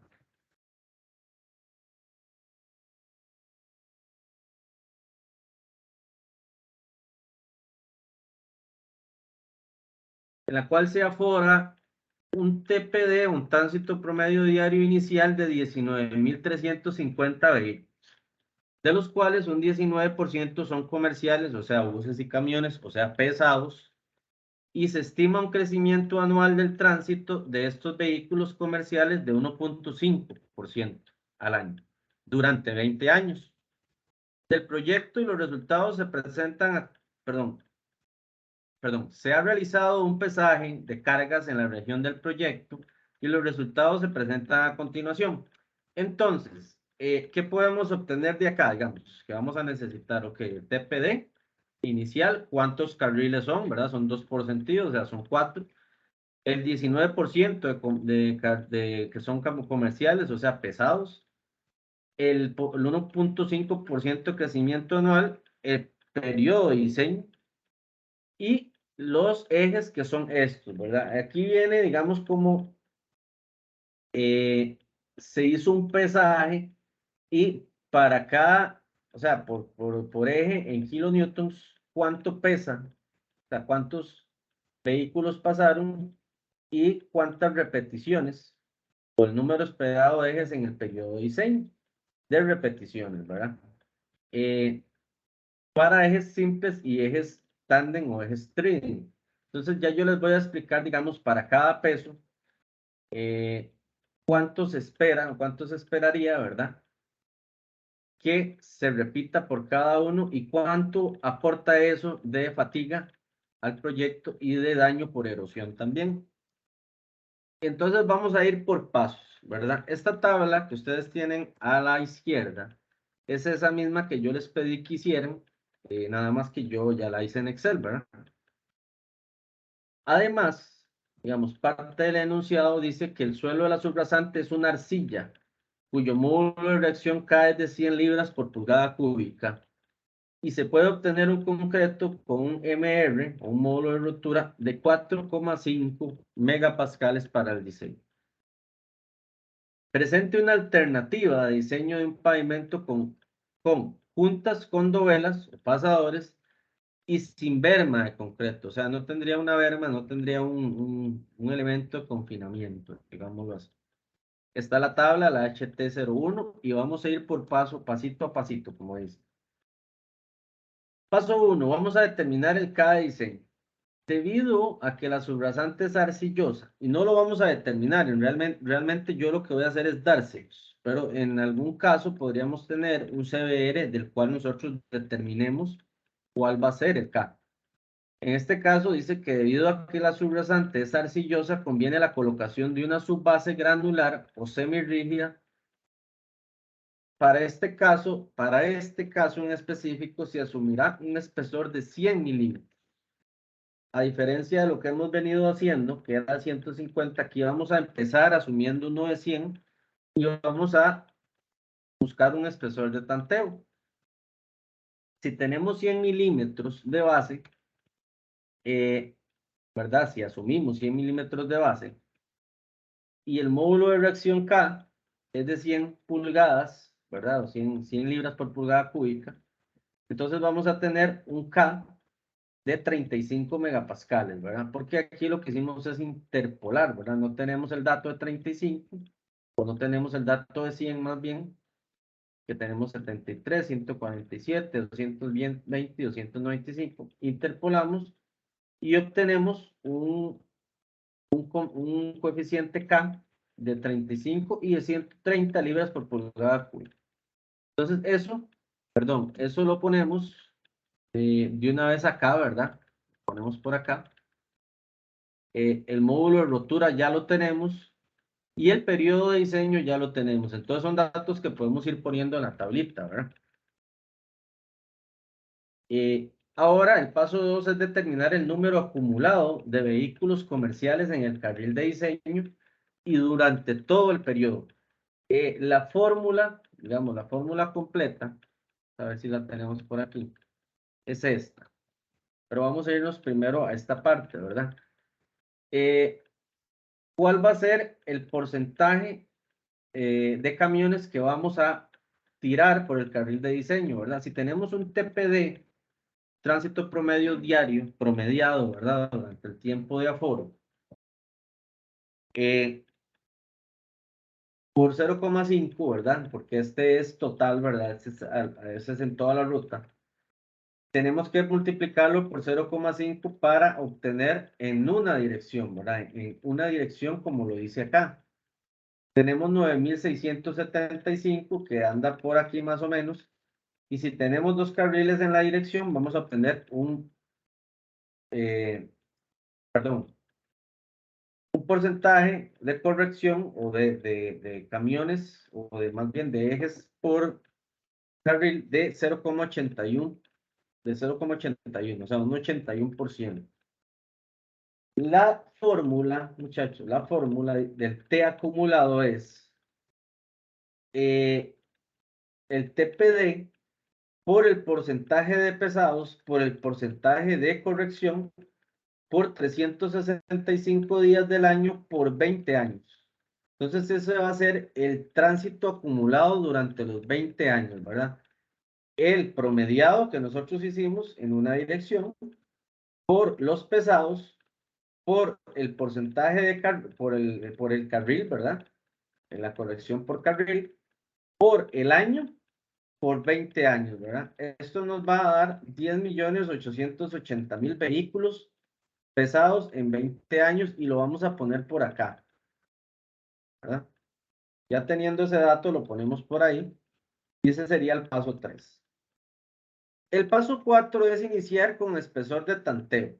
Ok. Si nosotros ya tenemos más o menos una cantidad de ejes equivalentes, ¿verdad? Que son 10.880.000, que aquí está mal, de hecho. Está mal porque son un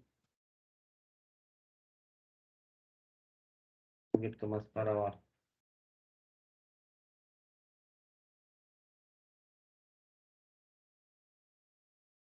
De hecho, está más abajo. Ahí hay un errorcillo, pero digamos que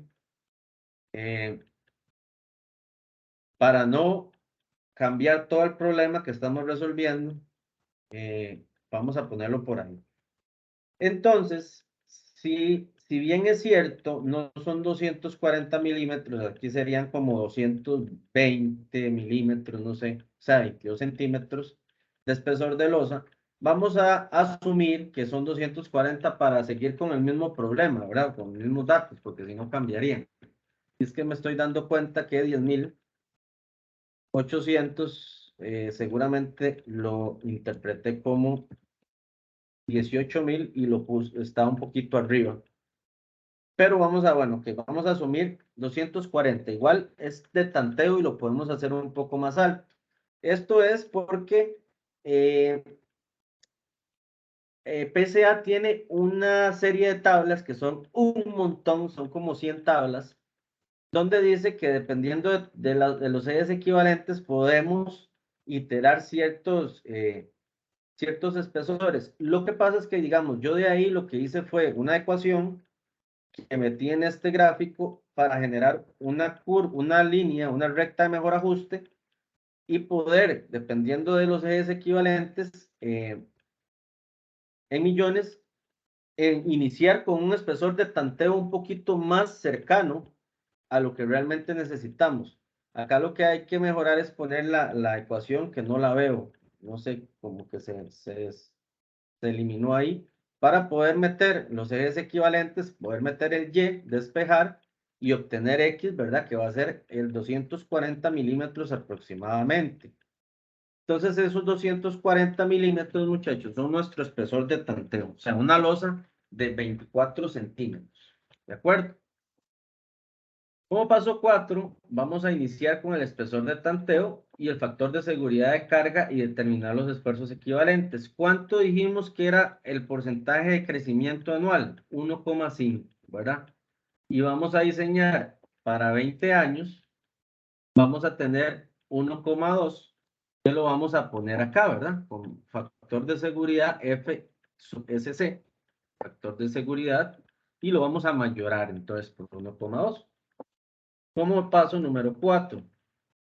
Como paso número 4 también vamos a determinar los esfuerzos equivalentes que van ahí. Por eso les digo que la tablita tiene que venir con toda la información porque ahí van poniendo ustedes esos datos.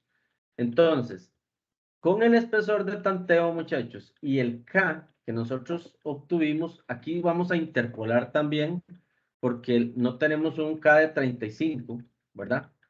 Dentro de la tabla, pero lo vamos a interpolar y vamos a obtener este esfuerzo equivalente que es de 1,44 directamente de la tabla. Lo mismo vamos a hacer para el factor, digamos, para eje standing, y aquí es donde vamos a tener que definir cuál tabla vamos a usar, ¿verdad? En el caso anterior vamos a usar los esfuerzos equivalentes para pavimento sin hombros de concreto, porque eso es lo que tenemos acá, ¿verdad? Por cierto. Acá también ponemos esta información para poder tenerla, digamos que ahí a la mano conforme estamos diseñando. Sabemos que sí tiene juntas de pasadores, pero no tiene verma. Entonces, esto nos va a dar la posibilidad de poder elegir bien esta tabla, sin hombros de concreto y para ejes sencillos. Vamos a hacer lo mismo para ejes tándem, ¿verdad? Que es acá abajo. Ponemos el dato aquí.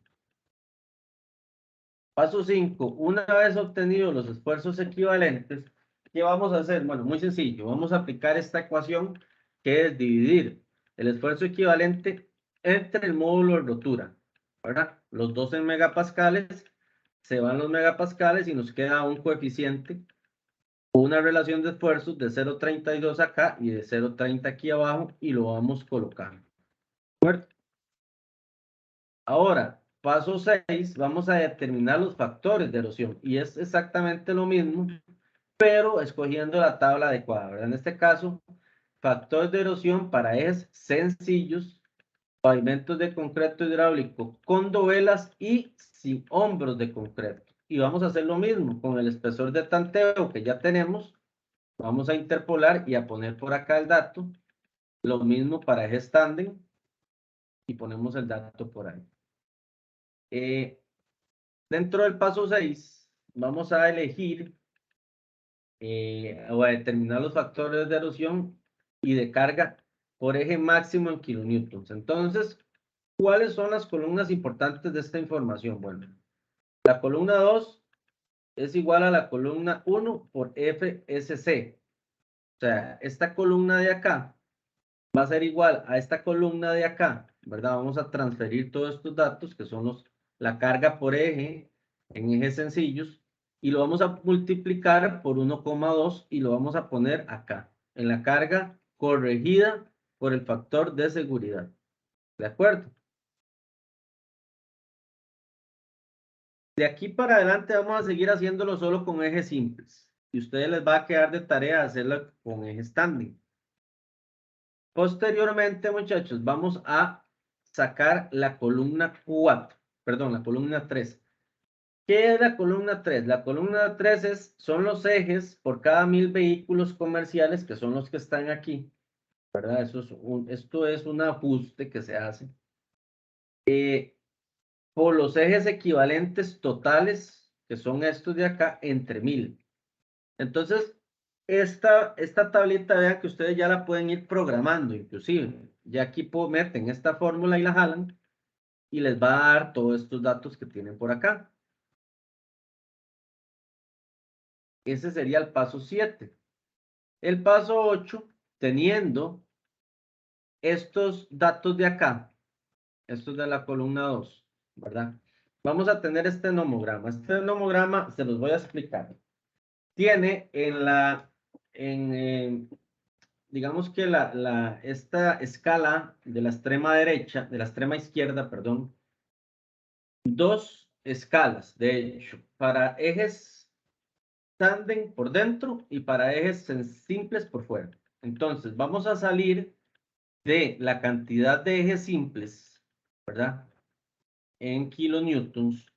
Vamos a pasar por la relación de esfuerzos que está ubicada en esta escala que está inclinada, que es logarítmica, y vamos a llegar a la columna, o más bien a la escala de la extrema derecha, aquí, y ahí vamos a leer las repeticiones admisibles, ¿verdad? Esas repeticiones admisibles, vean que están por 1000, por 10.000, por 100.000, por 1.000.000 y por 10 millones.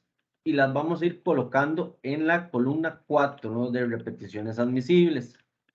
Entonces vamos a empezar, vamos a salir de 160, vamos a pasar por 0.32 y vamos a leer 21.000 aproximadamente, ¿verdad? Esto es como es gráfico, como es una aplicación de nomogramas y tablas, pues tampoco son datos 1000 por 1000, ¿verdad? Pero igual el proceso como tal es muy, digamos, aproximado también, ¿verdad? Y es de iterar.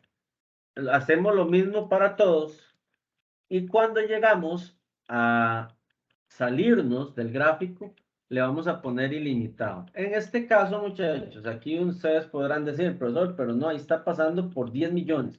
Ok, pueden poner los 10 millones y después ya se les va a salir y poner ilimitado.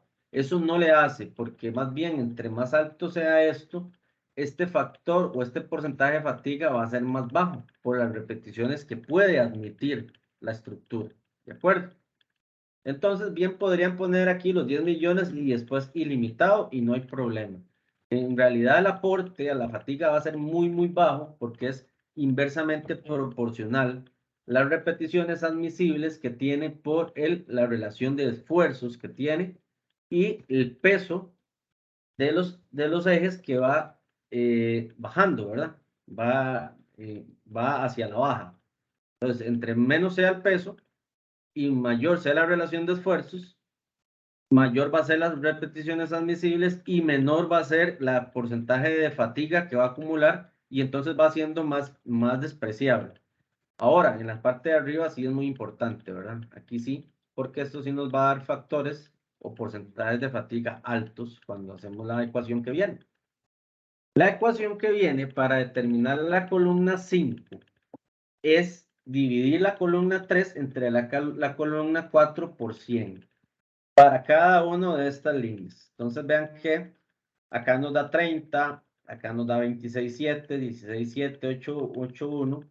Y aquí si hubiéramos puesto los 10 millones, imagínense que nos hubiera dado un número muy bajito, ¿verdad? Entonces es un aporte muy bajo al porcentaje de fatiga. Por eso no es como tan imprescindible, digámoslo así. Si queda adentro, bien, y si está como muy en la límite, se pone o no se pone, eso no va a afectar el dato. Aquí sustituimos datos, ¿verdad? 63.010, perdón, 6.310.4 entre 21.000 por 100 es 30. Y así lo vamos a hacer con cada una de las filas hasta llegar al ilimitado que le vamos a poner 0. ¿Entendido hasta ahí todo? La receta es una receta muy mecánica, ¿verdad? Ok. Para el análisis por erosión, vamos a hacer lo mismo. Lo único que aquí tenemos dos nomogramas diferentes. La anterior era solo uno. Aquí tenemos dos. Y a la extrema izquierda tenemos la misma escala con ejes de un lado tándem y otro lado sencillos. Hacia el centro tenemos el factor de erosión. Nada más que la escala sí es ya recta, ¿verdad? Es vertical. Y a la extrema derecha tenemos las repeticiones admisibles, de igual manera, ¿verdad? Entonces vamos a hacer lo mismo. Vamos a partir de cada uno de estos en ejes sencillos, porque estamos trabajando en ejes sencillos, a pasar por un factor de erosión de 2,61, que tal vez ahí no se ve muy bien, pero bueno, ahí están pasando las líneas. Y vamos a ir leyendo, ¿verdad? Entonces, conforme vamos bajando, vamos leyendo y vamos poniendo acá, ¿verdad? Entonces, aquí sí son repeticiones admisibles mucho más altas, ¿verdad? Aquí tenemos 1.600.000, 25, perdón, 1.600.000, 2.500.000, 4 millones, 6 millones, 12 millones, 25 millones y 100 millones, ¿verdad? Y aquí es ilimitado porque ya ahí sí se sale. Ya el próximo que usted tiraría aquí línea, se saldría. Ojo, como les digo, aquí hay dos, ¿verdad? Uno sin hombros de concreto y otro con hombros de concreto. Ese porcentaje de erosión se ve muy afectado cuando no hay confinamiento. Entonces, por eso se usan dos nomogramas diferentes. Porque cuando no se tienen hombros, se ve mucho más afectado el porcentaje de daño por erosión. Se usa uno diferente cuando sí lo tiene. Y el cálculo de la columna 7 es muy parecido, nada más que la columna 3 se va a dividir entre las 6, ¿verdad? Sustituimos datos, entonces sería igual, 6.310,4 entre 1.600.000 por 100 es un número muy bajito, ¿verdad? Entonces vean que la acumulación de daño por erosión es baja, realmente. Tendríamos que hacer lo mismo para acá y para acá para sumar el total y definir si estamos bien o estamos mal, ¿verdad? Yo normalmente los pongo a hacer esto para los ejes tándem hasta los 125 kilonewtons cuando estamos a media clase. Pero como ya vamos a terminar, vamos a ver cuál es el resultado. Entonces, por ejemplo, hacemos lo mismo, ¿verdad? Pasamos esto para acá. Hacemos lo mismo, digamos, multiplicamos por el factor y lo ponemos por aquí. Pasamos las líneas, ¿verdad? De cada uno de estos. Pasó con mi mouse, se está volviendo loco.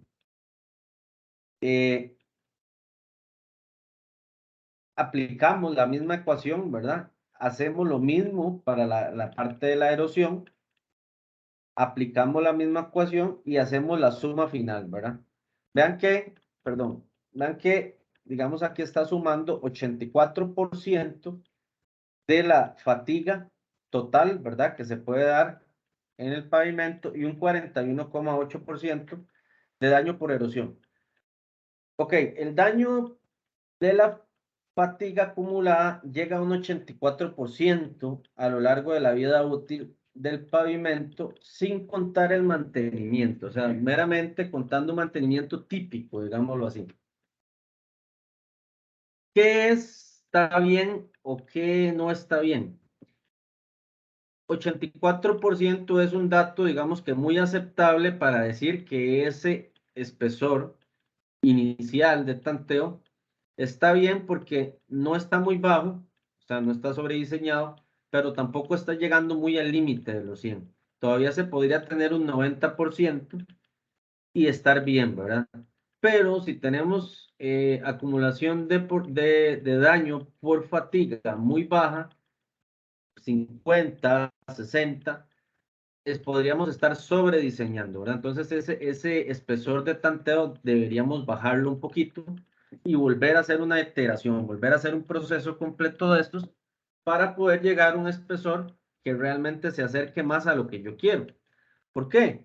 Porque si el porcentaje acumulado de daño es bajo, pues perfecto, yo podría decir, bueno, va a durar más, ¿verdad? Y si se le da un mantenimiento, va a durar más, va a durar 40 años, no sé, pero eso va a depender mucho también del presupuesto que yo tengo, porque no es lo mismo que yo empiece con 240 milímetros, o sea, 24 centímetros, a que empiece con 20 centímetros, ¿verdad?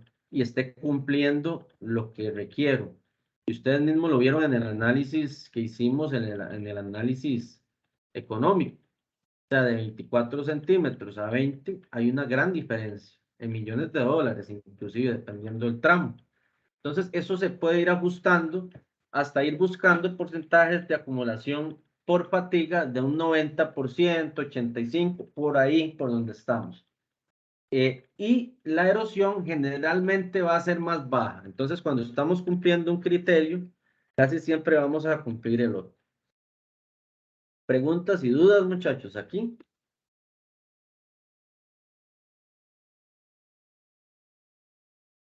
Los invito a que revisen la grabación y a que revisen la diapositiva para que les quede bien claro. Porque, bueno, vamos a ver, la próxima semana vamos a ver rápidamente la modulación, que es lo que nos queda. Lo vamos a ver muy rápido y vamos a entrar con la parte de mantenimiento. Ya hoy creo que está un poco cansado el día como para seguir, pero esto sería la forma en que se diseña para PSA. Falta la parte de la modulación que es muy importante, pero eso la vemos en media hora la próxima semana. ¿Alguna pregunta? ¿Duda? Nosotros tenemos la entrega de un caso, ¿verdad? Cercana. Si no es la próxima semana, de la semana 2. Creo que la vamos a retrasar como una semanita, tal vez. Porque necesito que veamos evaluación de pavimentos primero. Están por ahí, sí. Entonces queda para semana 12, profe, el estudio de caso. Sí, porque Acá estamos. necesitamos ver evaluación de pavimentos antes de dejarle la tarea. Y no lo hemos visto. Pero vamos bien, o sea, no se alarmen si esto está para semana 5 o 6, porque normalmente así pasa. Por una simple razón. En el programa se le da muy poco tiempo a esto y se le da mucho tiempo a otros temas que se ven en mucho menos tiempo. Entonces, al final sí salimos, o sea, al final esto se va a extender, pero los otros temas se van a recortar porque son mucho más rápidos de ver. Entonces, sí salimos con las 15 semanas, con todo tal cual, ¿verdad? Tenemos 15, ¿verdad? Nosotros, sí, no tenemos ningún feriado atravesado, no creo que el próximo lunes es feriado, ¿verdad? Pero el lunes. ¿Qué es? ¿Qué es? Sí, ¿Qué pasa? correcto, profe. ¿Qué pasa? ¿Qué pasa el lunes? Es el 25 de julio, lo que van a celebrar. Sí, profe. profe. El 2 de agosto. El 2 de agosto nos cae a nosotros. Cada martes, sí, Sí. correcto. Ok, vamos a ver Es de bien porque... 15. Ajá, bien, 15 es el 2 de agosto. Vamos a ver cómo lo define la U, porque como no es obligatorio, no sé si lo van a dar feriado. ¿Verdad? El 2 de agosto no es feriado obligatorio, entonces no sé si lo van a dar feriado, pero entonces yo voy a preguntar si la U lo da feriado, es feriado, no hay otro. Ahí vamos a ver cómo corremos. Y si no, venimos a clases. Si no, van a la romería y van el primero y va a haber romería, por cierto, este año, no saben, los más de votos. Sí, Vieras profe. que yo no, Bueno, Parece que sí, salió profe. noticias que sí. Sí. vieras que yo no he escuchado nada, sí, hasta ahora que lo mencionan, no. Parece que sí, o sea, están en eso. Profe, yo lo vi noticias y de hecho esperan así como 2 millones de visitas allá en Cartago. Sí, bueno, yo Según lo que escuché en tele, ¿verdad? sí, creo que es 1 millón y resto en años anteriores a la pandemia, podría estar un poquito más, sí, cerca de 2 millones. Eh, de ahí, no sé qué les diga, yo siento que ya todo está muy normal, no lo veo tanta, y se generan actividades muy masivas en otras partes, entonces no sé por qué restringirlo, ¿verdad? Pero bueno, es un comentario mío. Ok, bueno muchachos, entonces si no tienen preguntas, vamos a correr el caso, sí, para una semana, pero entonces esa semana sería feriado en la buena teoría. Vamos a ver qué dicen en la U. De igual forma, este caso no requiere de una exposición, es solamente de una entrega, entonces no necesitamos estar en clase, solamente entregarlo. Pero sí necesitamos ver la materia de la otra semana para poder hacerlo. Aunque de una vez les adelanto, es un caso muy autodidacta. Es muy autodidacta, o sea, pero sí necesito darles como cierta guía, cierta orientación ahí.